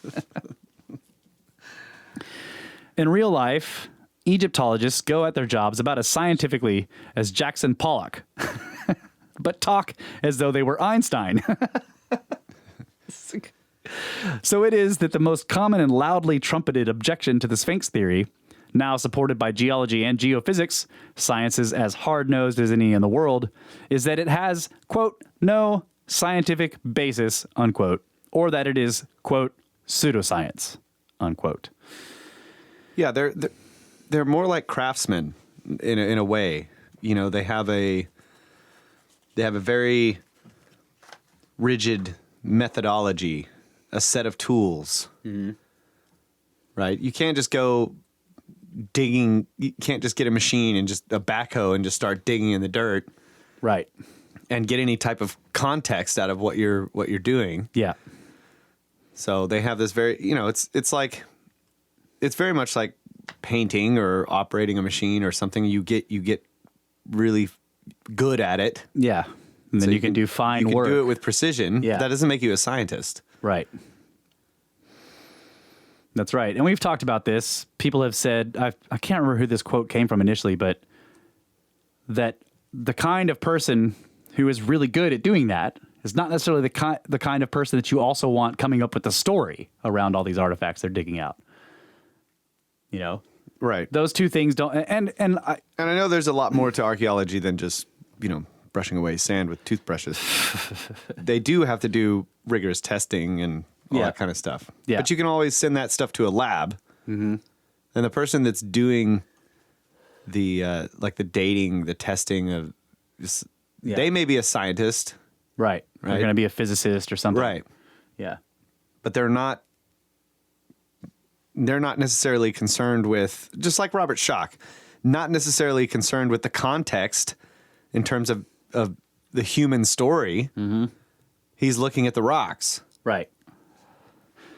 Right. Doing science on and Schoch was smart to, well, he kept in mind the context because this is such a hugely contentious issue. Right. Like you have said, that the conservative date for the Sphinx erosion should be the much older one. Right. If you're looking at it from a geological perspective. Yeah. I mean, he should probably be, if it was any other feature, that would be hundreds of thousands, if not millions of years old of erosion, right? Right. I mean, if there wasn't the human aspect of it taken That's what I mean. account, yeah. If they were just looking at a limestone hill and it had been eroded that heavily, they would have picked the older date. Right. They would say this took millions of years to do, or hundreds of thousands of years to erode, or whatever. The limestone hills around here are thought to be millions of years old. Right. And they have that kind of erosion. They've got the deep crevices and, you know. Yeah.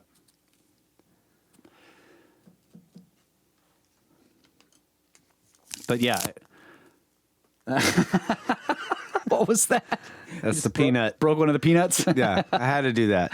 There's peanuts all over the floor. Thank you, Hablack. No, I have to do it. We used to do that all the time when we were kids. Yeah, explode the peanuts. And then Mom's like, stop that! Because it gets little dots everywhere. Yeah, now I've got dots all over me. Okay. The evidence for Schwaller de Lubitz's symbolist interpretation has been laid out over the course of this book, but readers still must answer the central question for themselves. Were the temples of Egypt built by accomplished but superstitious primitives, as academic Egyptologists insist, or were they built by enlightened sages and artists in command of a highly sophisticated sacred science? 35 years have now elapsed since the publication of Le Temple de Homme, or the Temple of Man, 15 since the first publication of this book. It would be refreshing to report that Schwaller's thinking has made inroads into the Egyptological establishment. Unfortunately, even that normally painful, gradual Planckian process seems to have aborted. Over the years, many of Schwaller de Lubitz's original Egyptological opponents have retired or gone off to face the 42 assessors in the Judgment Hall of Osiris. But with them went the few who were, at least in private, to some extent, open to his ideas. They have been replaced by an even less receptive younger generation of academics. When writing Serpent in the Sky originally, my intention was to include a chapter on the problems already experienced in disseminating Schwaller's work and ideas. But I was then working closely with Schwaller de Lubitz's stepdaughter, Lucy Lamy. Mrs. Lamy maintained cordial relations on a personal level with at least a few French Egyptologists. It was always her hope and belief that eventually the weight of the evidence would make itself felt. Antagonizing Egyptologists with an account and analysis of their own behavior, she felt, would only impede acceptance. In deference to her wishes, I left the story untold. But time has passed. Lucy died in 1984. Through those of his books now in English and through my own efforts, Schwaller's ideas have made modest inroads into a segment of the public consciousness. Artists, writers, creative people generally, architects in particular, accept and appreciate the symbolist interpretation instantly. Once it is laid out for them, they know firsthand what goes into creativity, and therefore know that masterpieces are not produced by superstitious primitives. Psychologists, teachers, engineers, lawyers, doctors, and other professionals, some who are scientists, people accustomed to assessing evidence in one way or another, also find it convincing as long as they are not Church of Progress fundamentalists at heart. The symbolists are still few and the process is slow. It is now clear that neither time nor evidence will ever oblige Egyptologists to rethink the premises upon which their entire discipline is founded. A brief account of the actual reception accorded symbolist Egypt is overdue. Through it, readers may understand how academic Egyptology has managed to maintain its position in the face of such powerfully documented heresy. In 1949, the appearance of Schwaller de Lubitz's first book, Le Temple dans el Homme, a brief precursor or preview to the later massive Le Temple des Hommes, caused an uproar within French Egyptological circles. Though ordinarily such a dispute would never find its way into the public domain, this was an exception. Over the years, working on site at Karnak and Luxor in Egypt, collecting their evidence, Schwaller and his team had the opportunity to explain the symbolist approach firsthand to many interested visitors. Among these was André Rousseau, an eminent French literary critic.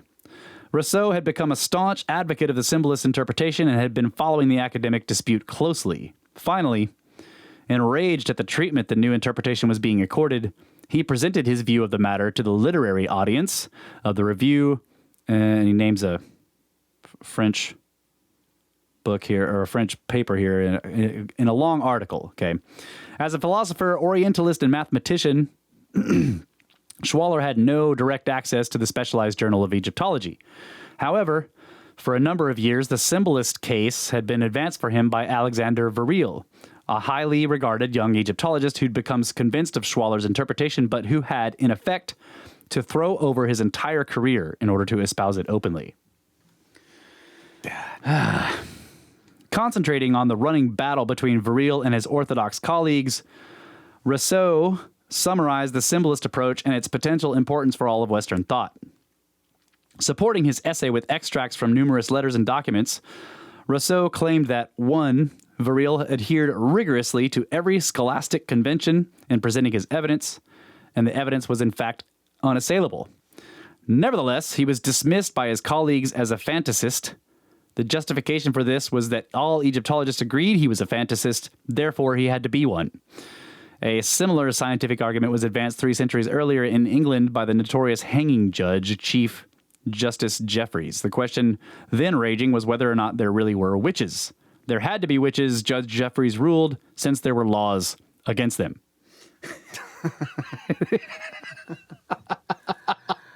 Oh, my God. It's a scientific argument, man. Yeah. Everyone agrees he's a fantasist, therefore he must be one. Yeah, these days it is. Right. 2. Viril insisted that de Lubitz's evidence proved Egyptology was in need of total revision. It was not that academic Egyptology was specifically wrong. It was that it was in its entirety superficial. Texts deciphered according to standard procedure appeared illogical and inconsistent. Qualities then happily ascribed to the authors of the texts. Right. But when interpreted symbolically, the same texts made perfect sense and were consistent with a worldview that had links to early Christianity, Hindu, and other esoteric traditions. Viril maintained that Egyptian texts could not merely be translated literally, they had to be interpreted. This, said the experts, was absurd, since the texts, as they were currently translated, did not disclose any such need for interpretation. In other words, nowhere in the text says, you must interpret this to understand it. God.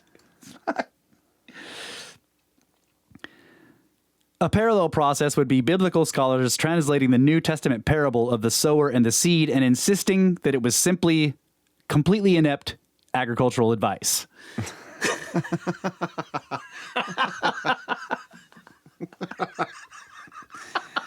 This guy's a genius. 3. Rousseau claimed that academic journals consistently refused to publish Viril's dissertations, all submitted according to standard procedures. Viril was then accused by opponents of failing to produce evidence to support his case. Right? We've heard this with the Younger Dryas stuff. You know, like they demand peer-reviewed papers. Yeah. And then when you actually are able to publish peer-reviewed papers, they move the goalposts. But up until that point, they're demanding peer-reviewed papers, and the papers won't publish your controversial stuff. Yeah, because the people demanding it are the ones on the peer review board or whatever it's called. Right. The board of peerage. Yeah. Okay, so sometimes this stuff just like it's really gets it upsets me, and then other times I just laugh at it because it's so ridiculous. Laughing is better. Yeah. So, all right. So he claims that academic journals consistently refuse to publish, and then the opponents accuse them of failing to publish. Right. Basically, is what he's saying there. Rousseau cited several specific criticisms leveled at the symbolists and published Viril's answers. He proposed a confrontation on site at Luxor and Karnak, where Egyptologists would have the chance to review the evidence firsthand and discredit it if they could. Rousseau's article drew furious rebuttals from 2 eminent French Egyptologists, Etienne Drioton, the target of much of Rousseau's criticism, and Jean Saint-Fer Garneau. Both insisted there was no real quarrel between Egyptologists, since all Egyptologists agreed that Viril was wrong. Drioton expressed an open approval of the common front of silence erected by Egyptologists to withstand the symbolists' attack, citing the unanimity of opinion as evidence for the unsoundness of the opposition's view. Unanimity. Yeah, you're right. That is it. Drioton then raised a few other Egyptological objections and declined the offer to meet at Luxor. Egyptologists had too many important things to take care of to waste time discrediting a few cranks. But, he said, the symbolists were welcome to present papers at forthcoming Egyptological conferences in Istanbul and Amsterdam. Now, in a second article, Viril was given space, which was denied to him in his own Egyptological journals, to answer objections point by point.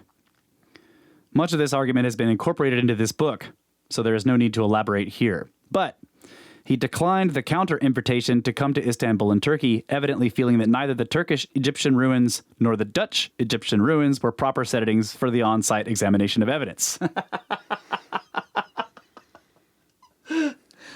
Yeah, because they're offering like, hey, come to the ruins of Luxor and let's talk about this. And they're like, no, come to Istanbul or places where there are no ancient Egyptian ruins. Right. So, yeah, he's being sarcastic here, evidently feeling that the Turkish Egyptian ruins and the Dutch Egyptian ruins were not proper settings. Yeah.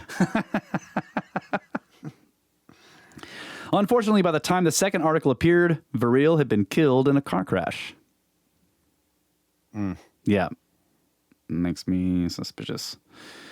Probably shouldn't, but the conspiracy guy in me goes, yeah, of course. Yeah. They killed him off.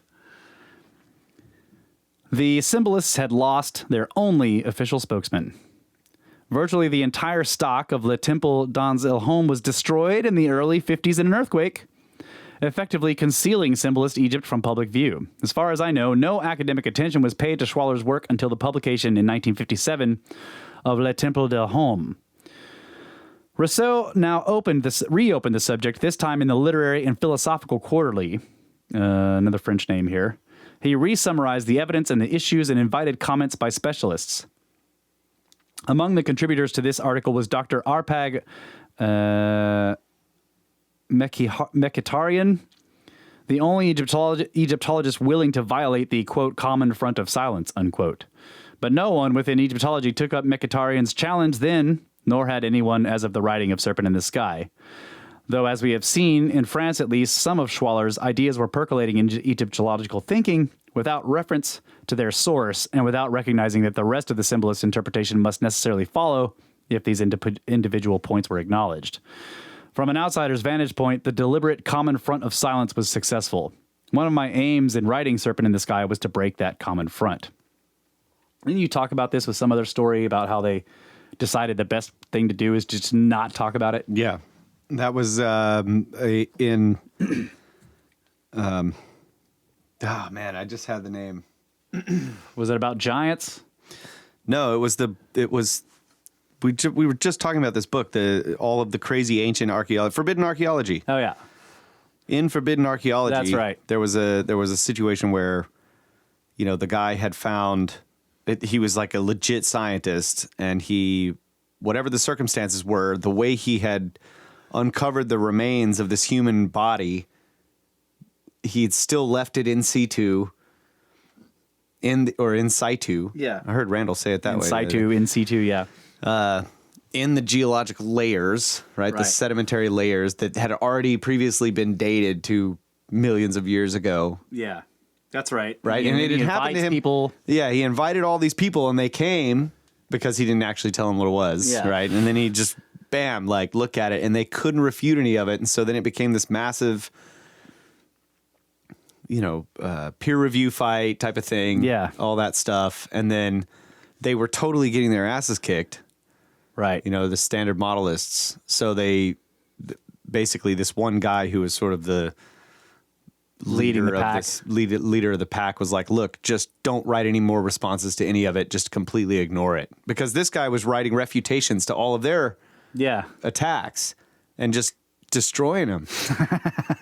So they just completely stopped responding to him, and nobody would publish his stuff. And they started flooding the zone with standard model BS, and it just went away. Classic. It worked. Yeah. So it's maddening. Yeah. What time we got? What are we at here? I keep forgetting to. I don't know. Put the sands of time. Oh yeah, we're up on the time here. And you go punch dance in the woods. Let's get some punch dance music going on. right, we'll be right back. I stole your intro, by the way, so you have to do this. All right, yeah.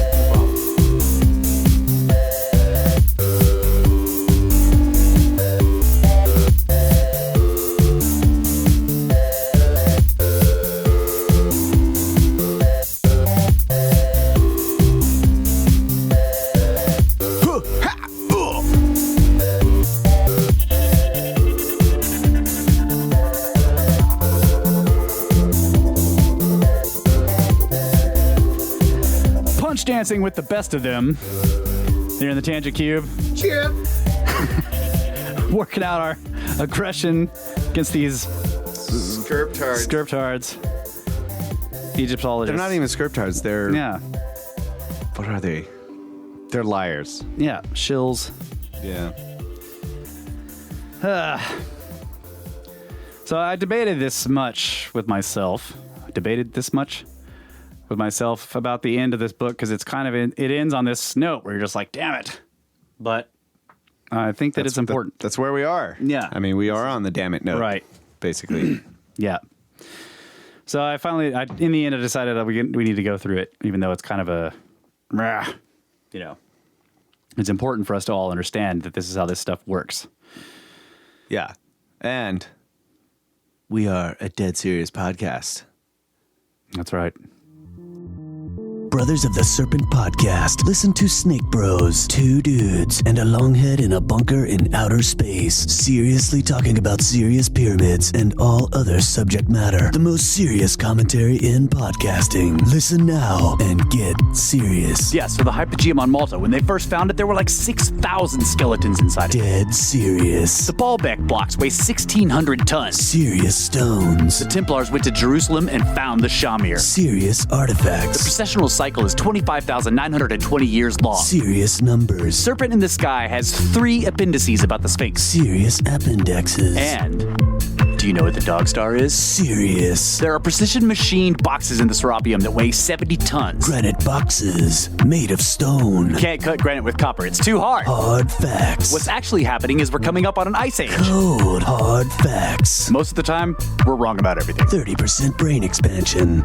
Guaranteed. Listen to Brothers of the Serpent Podcast and discover serious concepts like skerptards. Friggin' skerptards. Johnson. Nice gun, John. Bowling pin hats. All the Egyptian gods are wearing bowling pin hats. Shoulder rivers. Enki's got rivers coming out of his shoulders. And dudes with spears and butt flaps. It's always depicted as dudes running around in butt flaps. Serious subjects. Serious commentary. Dead serious podcasting. Brothers of the Serpent Podcast. Download now. Get all of your super serious Brothers of the Serpent commentary at brothersoftheserpent.com or anywhere podcasts can be found. That's right, folks. Super serious podcasting right here. Incredibly serious podcasting. Yeah. All right. So hit the serious stuff. Let's hear those appendixes. Yeah. All right. Schwaller had treated his opponents with ceremonious old world courtesy, inviting them to discussion and debate. All he got in return was neglect and abuse. It was clear that no combination of documented evidence, lucidity, and reason would get a hearing within the Egyptological establishment. Patience would not further nor civility, but a polemic that advanced the symbolist argument while exposing in specific, unarguable detail the nature of the opposition could cause something of a stir if it ruffled the right feathers. With brevity and ominous irony, Planck, Machiavelli, and von Humboldt had spelled out the problems of establishing a new order. It was a daunting prospect, certainly, but today's innovators have recourse to a potential ally undreamed of prior to this century, the media. Generally, the media sticks to its job of spreading the Church of Progress gospel, and the Church of Progress is every bit as intolerant and dogmatic as the Church of Rome ever was. But it does not usually have power over the physical life and death of heretics, and the media make unruly Jesuits. Sensing a story, the media may publicize challenges to dogma that would otherwise be silenced for generations or even for good by the College of Cardinals of the threatened discipline. But because the quality of the evidence and the ultimate significance of the issues have little or no bearing on the ultimate exposure the story will get, courting the media is a wild card, dangerous procedure in its own right, like trying to befriend a tiger by hand feeding it steaks.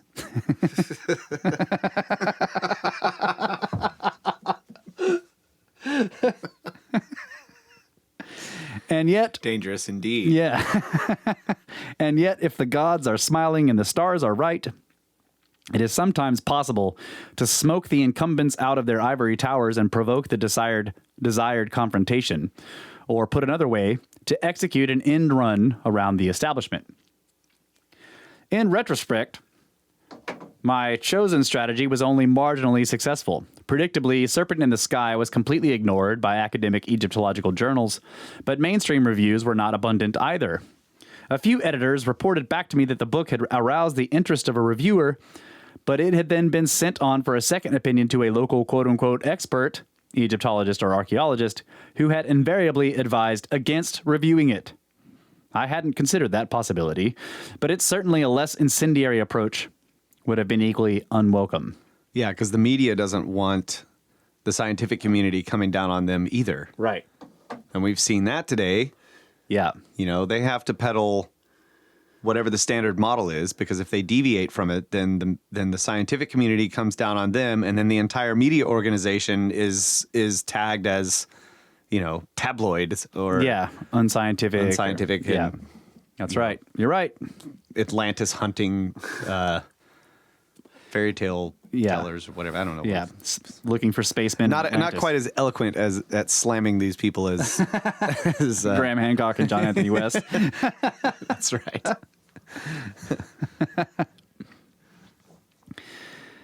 He says, rather than risk offense or review favorably a book that challenged an entire discipline, the expert advice was generally heeded. Without an audible media outcry, the end run strategy was foredoomed. Serpent in the Sky gradually found its way to an audience over the years. However, its publication did nothing to breach the academic common front of silence. According to Dr. Arpag Mkhitaryan, still at Brussels, to the best of his knowledge, no Egyptologist had taken up his 1957 challenge, though a few stray references over the years suggested that academics at least have not totally ignored symbolist Egypt. Michael von Haag, who wrote Travel Aid Guide to Egypt in 1981, printed a clumsily drawn version of the skeleton, superimposed over the plan of the Luxor temple, and supplied a similarly clumsy commentary on this most incendiary aspect of Schwaller's work. Quote, Schwaller spent years measuring and drawing the position of the paving stones in the temple, and then by shading in some, but not others, was able to quote-unquote prove that they formed a pharaonic profile with the top of the skull sliced off. And also he superimposed a skeleton on the temple plan to demonstrate a close similarity in its proportions to the human frame. Certainly, Schwaller de Lubitz proves that if you have enough dots and you spend enough time connecting them, you can come up with any picture you want. Jean Cotillot, however, was very impressed when he met the archaeologist whose mathematical interpretations of the temple launched Cotillot on a poetic and more perceptive vision. Von Haag then quotes Cotillot at some length. Since Cotillot is doing no more than paraphrasing Schwaller's symbolist Egypt in his own words, Von Haag's admiration for these passages undercuts his own immediately preceding disparaging remarks. It's like the guy doesn't even understand what's happening here. So basically what he's saying is, in a book that was a travel guide to Egypt, this guy, Von Haag, printed a clumsily drawn version of the skeleton over the temple, and then basically said that Schwaller was able to connect a bunch of dots that he made up. Right. Right. Which is kind of like what he was just doing. Well, and then he starts citing this Jean Cotillot guy, who he was very impressed by. And Cotillot was just paraphrasing Schwaller's own symbolist interpretation of Egypt. So it's clear that the guy, on one hand, doesn't understand Schwaller's work, and on the other hand, still doesn't understand Schwaller's work. Yeah. But he was kind of doing the same thing in reverse by just randomly slapping a skeleton on top of it. Yeah. Just being like, it doesn't. Right. And he's like, this is dumb. Yeah, whatever. These dots don't connect. Right. Because I just picked a random skeleton and stuck it up there. Right. Yeah. And claiming that by spending decades measuring the paving stones and then shading in some but not others, which is not what he was doing. Right. So it builds a straw man of the characterization of Schwaller's work. But what John Anthony West is pointing out is that this guy, that same guy, is very impressed by this other dude that he's talking to, who's only quote, yeah, he's reinterpreting the symbolist interpretation, basically. Right. So it's like clear that the guy doesn't understand what's going on here. So, yeah, that's why he says his admiration for these passages undercuts his own immediately preceding disparaging remarks. Elsewhere, Mr. Von Hague talks about, quote, the mumbo jumbo of solar boats, unquote, and finds Hathor's cow ears a subject for derision, a symbolic attribution that even the most literal-minded Egyptologist can satisfactorily account for. Among Hathor's roles is that of provider of divine or cosmic nourishment. Since the cow is an animal chiefly associated with providing nourishment, the cow is assimilated to Hathor, and Hathor is often portrayed as a cow or as a woman with cow's ears. Even Egyptologists know this. Mm-hmm. But this guy Von Hague is like, those are dumb. Right? Schwaller also surfaces briefly in the Journal of American Research Center in Egypt, volume 27, 1990, in a long lead article called Restricted Knowledge, Hierarchy and Decorum, Modern Perceptions and Ancient Institutions by Egyptologist John Baines. In this densely written scholarly treatise, Dr. Baines cites Schwaller as an example as he briefly confronts his academic colleagues with the faint possibility that their refusal to examine alternative approaches to Egypt might be somewhat restrictive. So the guy's being really careful. Sorry, that paper towel just caught on fire. Oh, nice. Distracted. I'm sorry. Burning down the cube, ladies and gentlemen. Again, for a second time. I got to work on that. What? Getting distracted. My bad. No, a fire is a totally valid distraction. I mean, we almost burned this thing down once. Right. I don't want to fill it full of the fire extinguisher We do foam. have a fire extinguisher in here, but we do not want fire extinguisher foam all over everything in here. Yeah. So basically what he was saying there is that an Egyptologist named John Baines wrote a long, densely written scholarly treatise in something called the Journal of American Research Center in Egypt, where he kind of quotes Schwaller a couple of times and then tells his academic colleagues that their refusal to examine alternative approaches to Egypt might be somewhat restrictive. In other words, he's being very careful, but he's kind of saying, guys, we're a little bit, trying not to rock the boat too much, but still kind of be like, hey, a tidal wave is coming. Right. Guys. So, quote, an example may illustrate problems of legitimacy faced by a work on abstruse topics and materials. René Adolphe that's by René Adolphe. So Schwaller de Lubitz used methods that have not gained general acceptance to hypothesize an Egyptian anthropocentric mystic science. Wow, this is hard to read. An Egyptian anthropocentric mystic science, and disciples like John Anthony West have disseminated his views. The work of West was reviewed negatively by the classicist Peter Green, and West replied that the reviewer did not know the material. This was in Tut, New York Review of Books, on October 11th.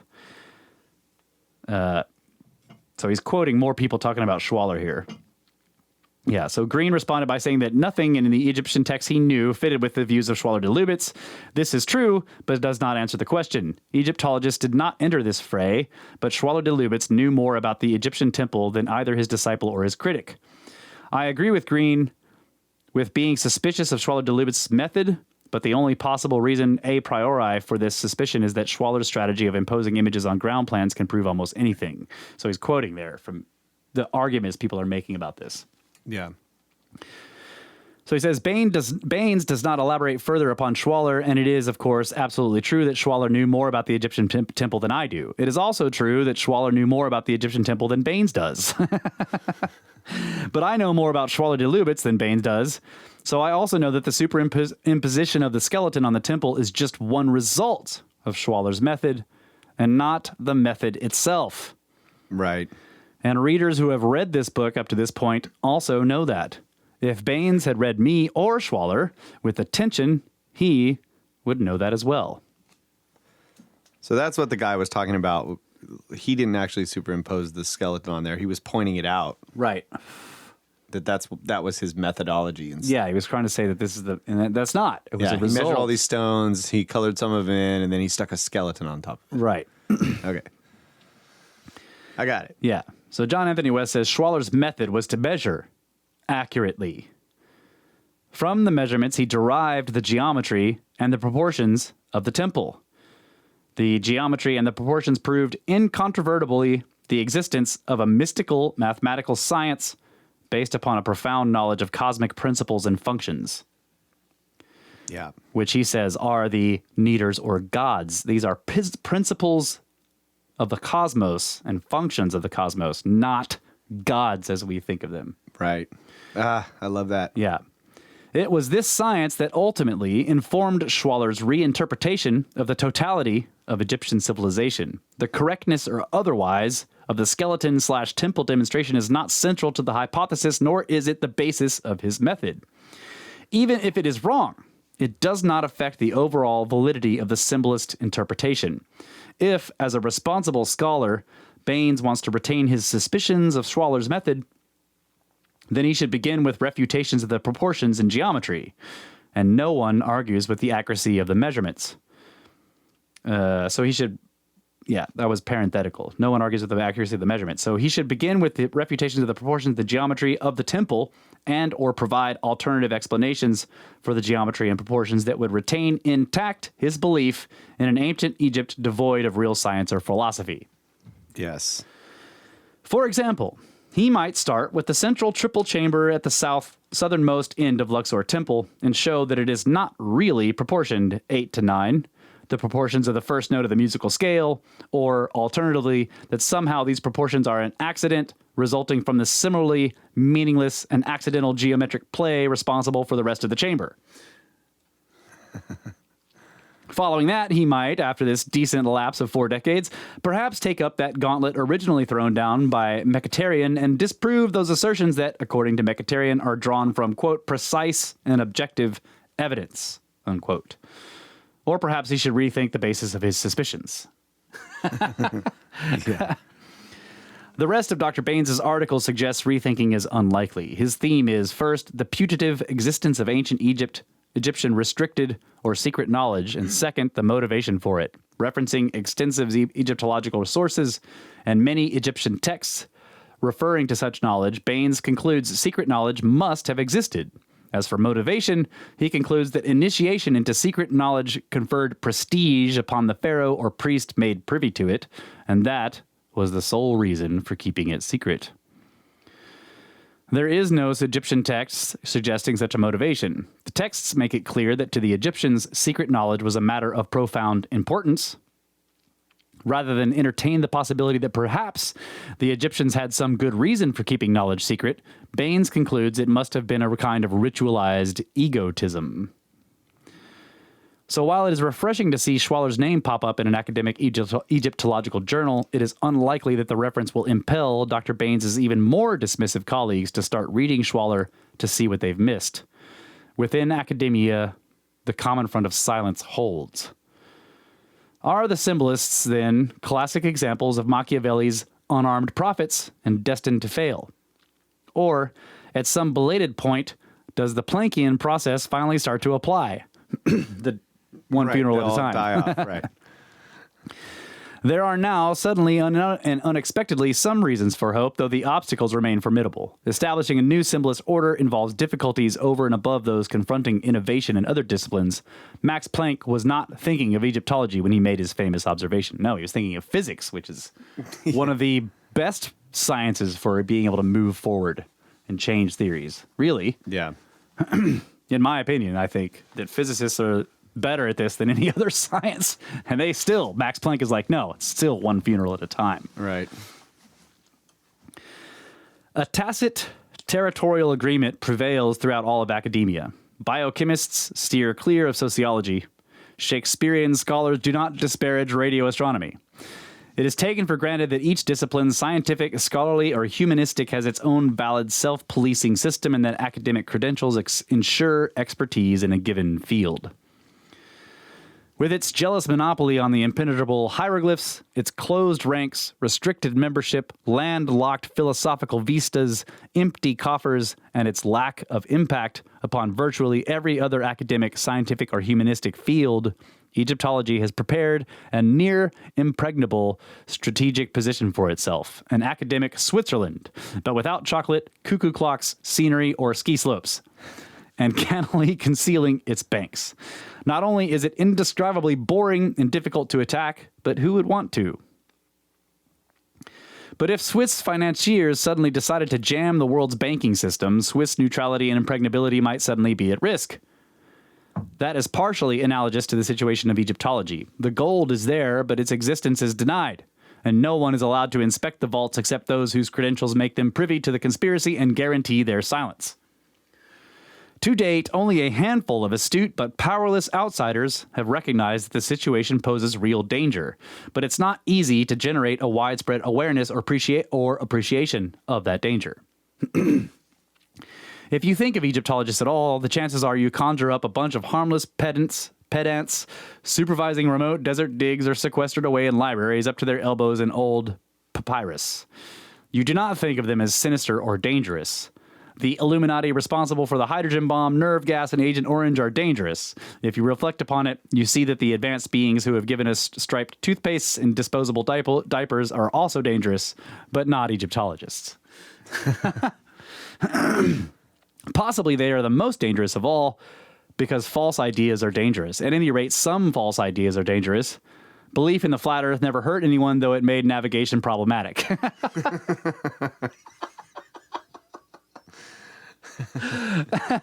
Belief in a geocentric universe held back advances in astronomy, but otherwise had certain metaphysical advantages.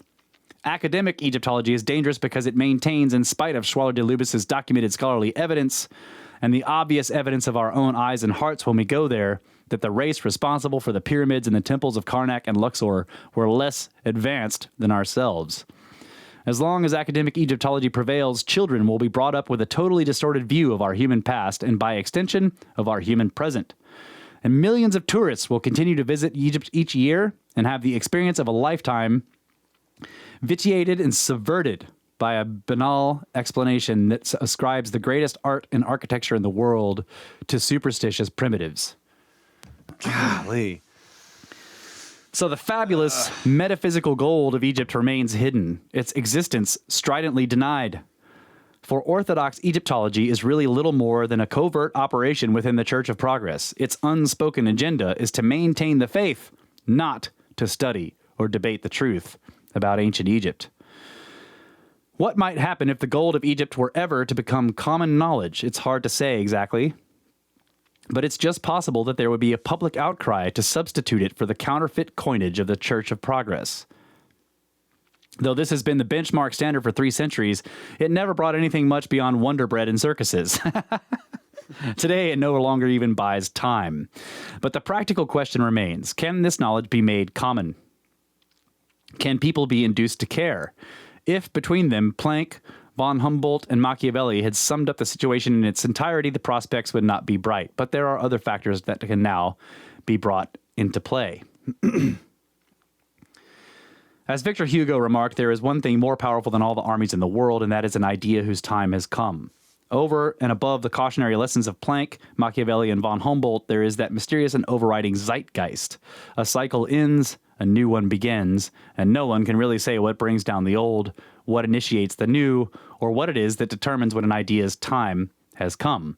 All we know is that historically it has happened often.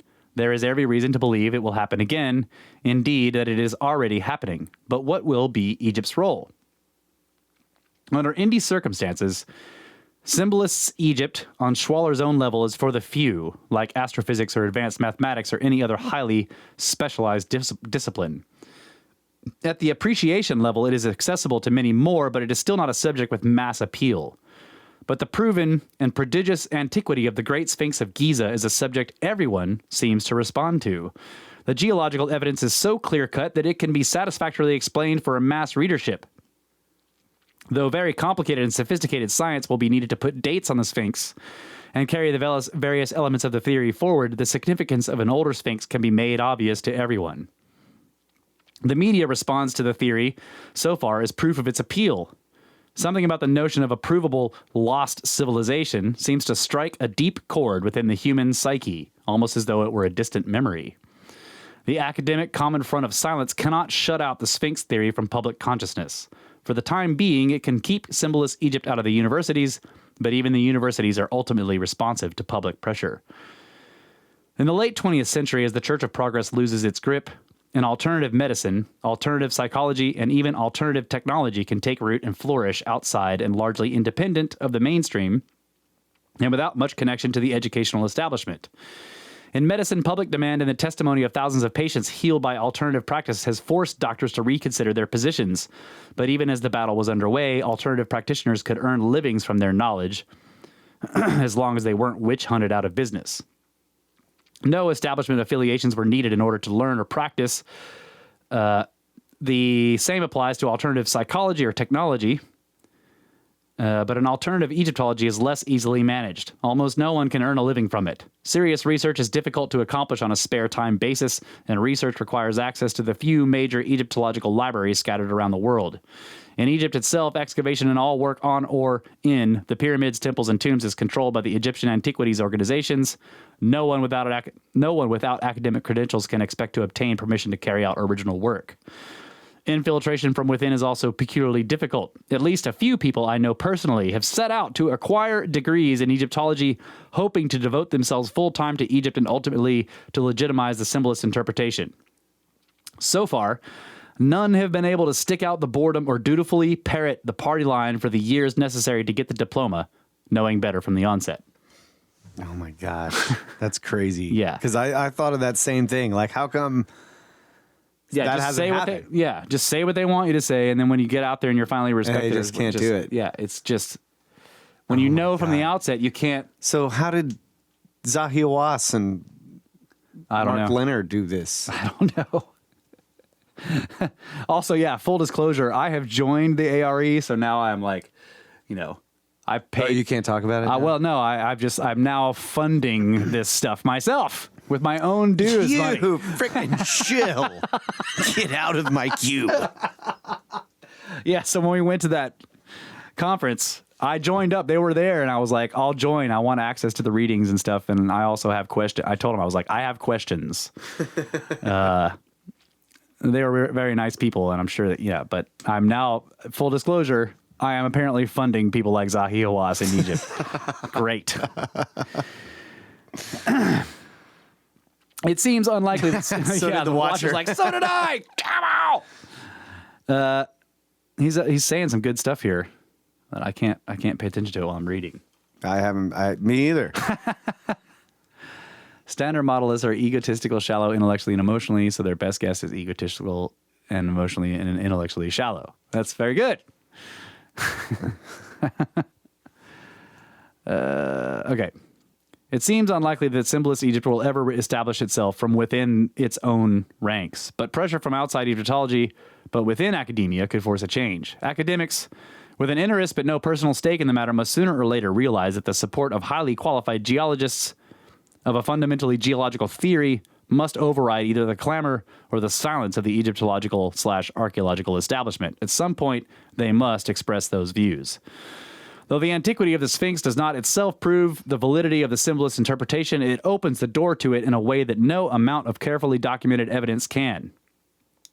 As Church of Progress thinking loosens its stranglehold on university intellectual life, students, faculties, and trustees will grow increasingly unwilling to allocate ever tighter university funds to a modern-day equivalent of Ptolemaic astronomy.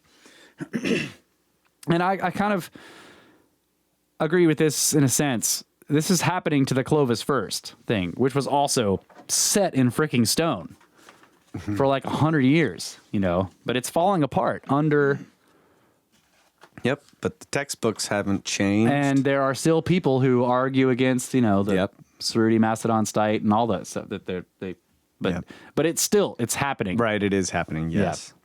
We've seen more movement on that front. Yeah. And of course, Göbekli Tepe was a major undeniable, but they've spun it. Yeah. That's right. It's been spun as Church of Progress, butt flappers building stuff. Yeah, set in stone. Yeah, I did say set in stone on purpose.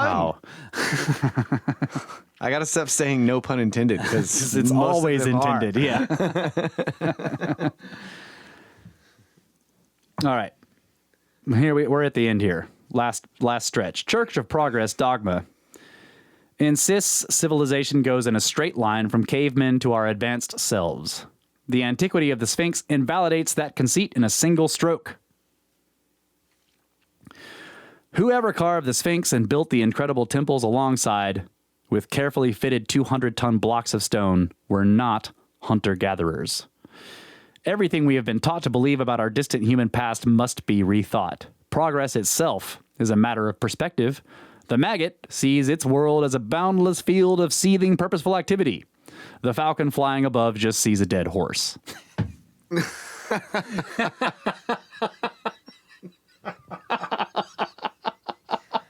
Wow.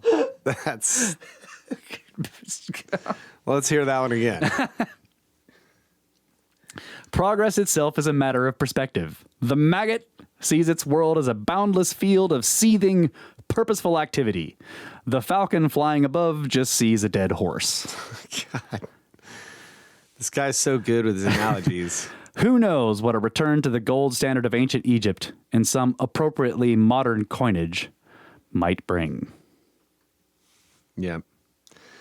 And I have to go back again and say, End of book. Very fine, sir. Yes. Very, very nice.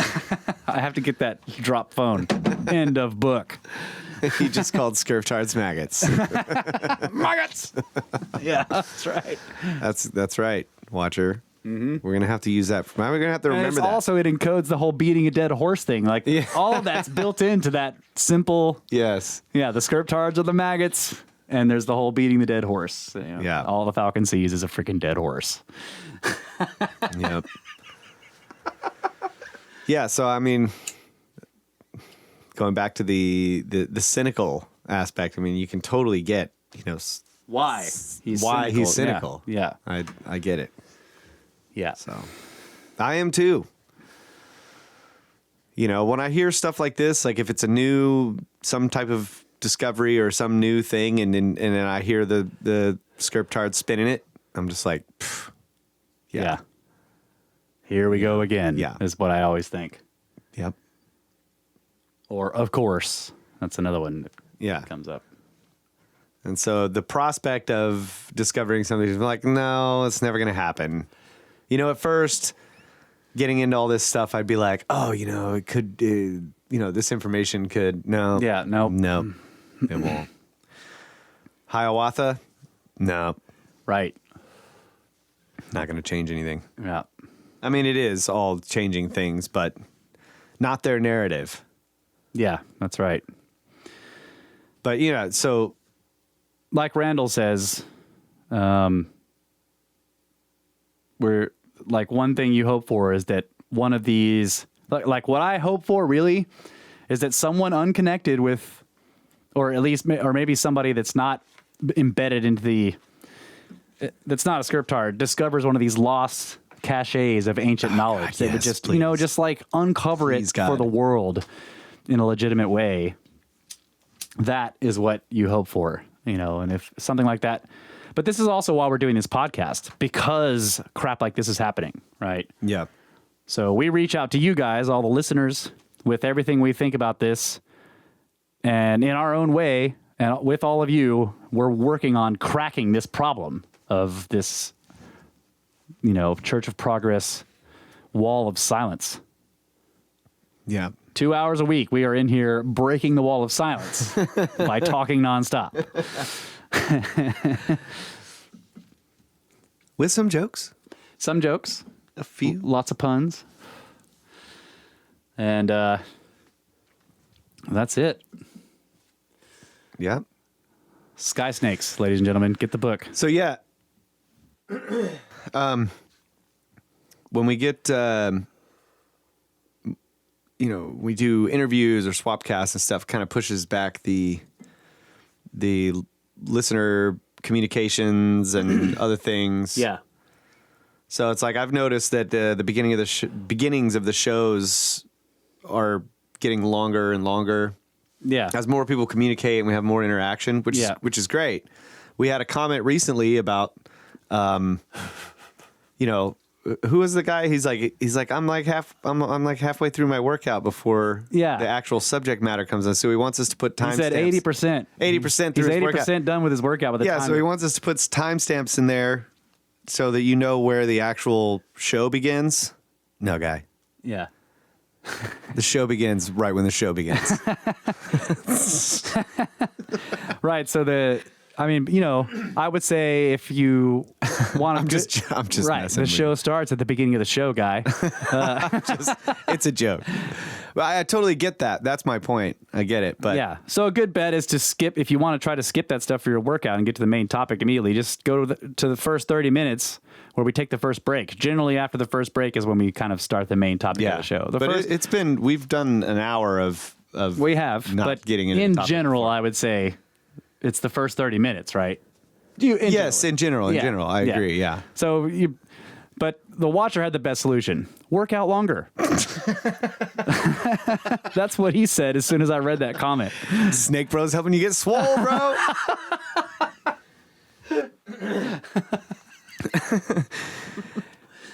But yeah, so that's hilarious. Yeah. But I best understand solution. that. My point is just that, we want to get guests on. We want to do these swapcasts. Those are great conversations. It causes a break in whatever subject matter we're going through, as a routine on the show. Yeah. And so then when we come back, there's a lot of stuff, and we also don't want to skip over a bunch of things, especially. I already am skipping over a bunch of stuff. Yeah, I know. And so I know. Yeah. We want to keep that to a minimum. Yeah. Because the point is the conversation with all of you guys, So yeah. So I just wanted to point that out. Yeah. Some shows are going to be like this, where we spend an hour doing communications and opening one-up boxes and such. Yeah. So I hope you guys are cool with that. Are you going to put timestamps in the show notes? No. But we could say third segment. Yeah, it's possible. We could just use this segment. I mean, there's a way to do it like Grimerica does this. If you output instead of an MP3, you use like an M4A or something. You can actually include in the M4A a marker that any podcast reader would just M4As. You hit the skip forward button and it immediately goes to where the main content. If Darren can do this shit, I can do it. Yeah, Darren does it, and I'm just like, man, I don't know if I want to bother with that shit. All right. Well, thanks for hanging in there with us. Yeah. But like I said, a good bet in general, if you're in a hurry. If you're wuss and your workout is only 10 minutes long and you don't want to be done with it before we get to the main content, just skip ahead to the second segment, which would be around 30 minutes. Or work out longer, guy. I feel bad because we don't have his name. Did he? It was a YouTube comment. Oh, yeah, that's right. It was. Which are all great. I read all the YouTube comments. And I actually went and read all the YouTube comments. Well, Yeah. not all of them. There's lots that's of a lot of great ones, shows, but yeah. I went and read a bunch of the recent ones. Cool Yeah. stuff. Thank you. Yep. And I appreciate all the feedback on the, animal domestication. That was a really fascinating article. And Nailed him to the wall. Me? Nothing. Yeah. No, I didn't say anything. Yeah, I was totally wrong on that, which is cool. It's interesting because John Anthony West also says there's no modern analog. And this is a modern analog of domestication of a wild animal. I just found it interesting that the person who finally succeeded in doing it after many failures was a freaking geneticist. Yeah, that is. I'm like, okay, I'll accept this. I'm wrong, but I'm still right. It took a geneticist so to in do a way, it. yeah, you're saying they weren't butt flappers, as Clint would say. Right. So, it would be interesting to know all of the numbers, like how, like he said in the very beginning, they had so many pairs, so many animals. Yeah. And then after the second generation, they had 10%. They chose 10% of them, only and had then 10%. after 50 generations. Yeah, but how did those numbers change over the generations? Right. Right, So yeah. can you imagine a group of hunter-gatherers grabbing hundreds of wolves Yeah, that would and be keeping hard. them in cages and picking and then putting the other ones back into the wild? Like, how are or they killing them doing or this? whatever. Yeah, I don't know. Well, yeah, killing them for pelts. Yeah. I mean, how are they doing this? It'd be hard, and especially when you're doing it with all kinds of animals. Like these guys were doing this in a, not just the geneticist thing, but they're doing this in a lab scenario. Yeah, they're in a lab. Yeah. So do it. Put it on a butt flap. Grab a teepee. Go out in the woods and grab a fox. Yeah, and this is why I also found it interesting that the assumptions being made in the article were like, well, this took thousands of years for primitive peoples to do it. I'm like, so they dealt with all the problems for thousands of years? Right. Foxes are part of and that's actually not true anymore. So the biggest question that I have about that whole... Yeah, they're all canines, yeah. About that entire study is, what did the fox say? What? What does the fox say? I'm not getting it. Watcher got it, I'm sure. Moving on. And now for the foxes. God, Russ. He's nailing you. You don't get it. I don't get it. Yivvis. What? Yivvis. The guy who did who the F built Stonehenge? He did another song like, what does the fox say? Oh, I had never heard that one. Didn't know that. Yeah. Okay. I'm sorry. Didn't know that one. No worries. You can get a hold of us at brothersoftheserpent@gmail.com. Go to the website, brothersoftheserpent.com. Check out the snakeskins, Encyclopedia, the glossary of terms. Check us out on Twitter at SNKBRS. And give us reviews, donate to the show, follow the Patreon link or the PayPal link for donations. Thanks so much to all of you who have donated. Yeah. Pyramid scheme. Yep. Pyramid scheme. We got a big old influx of cash into our PayPal account from Patreon this month. Yeah. Thank you guys so much. Yeah. Helping a lot. Yes. And what else? At History Shift. Makes all the videos, deserves all the props. Plug. Yeah. He's putting us on BitChute. We are also on Bitmovio. The Watcher is distracting me with Yilvis. What does the fox say?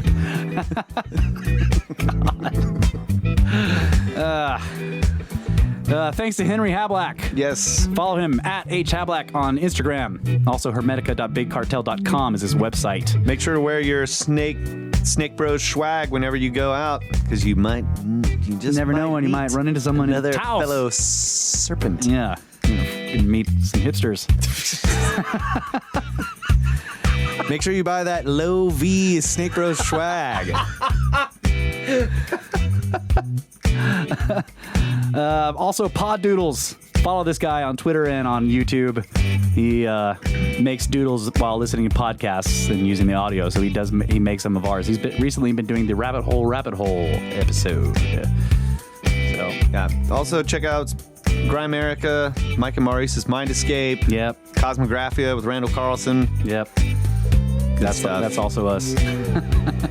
We're in there it's somewhere. Mostly Randall. Yeah, it's mostly Randall. We're the commentary from the nickel seats, as usual, just like we are on this podcast.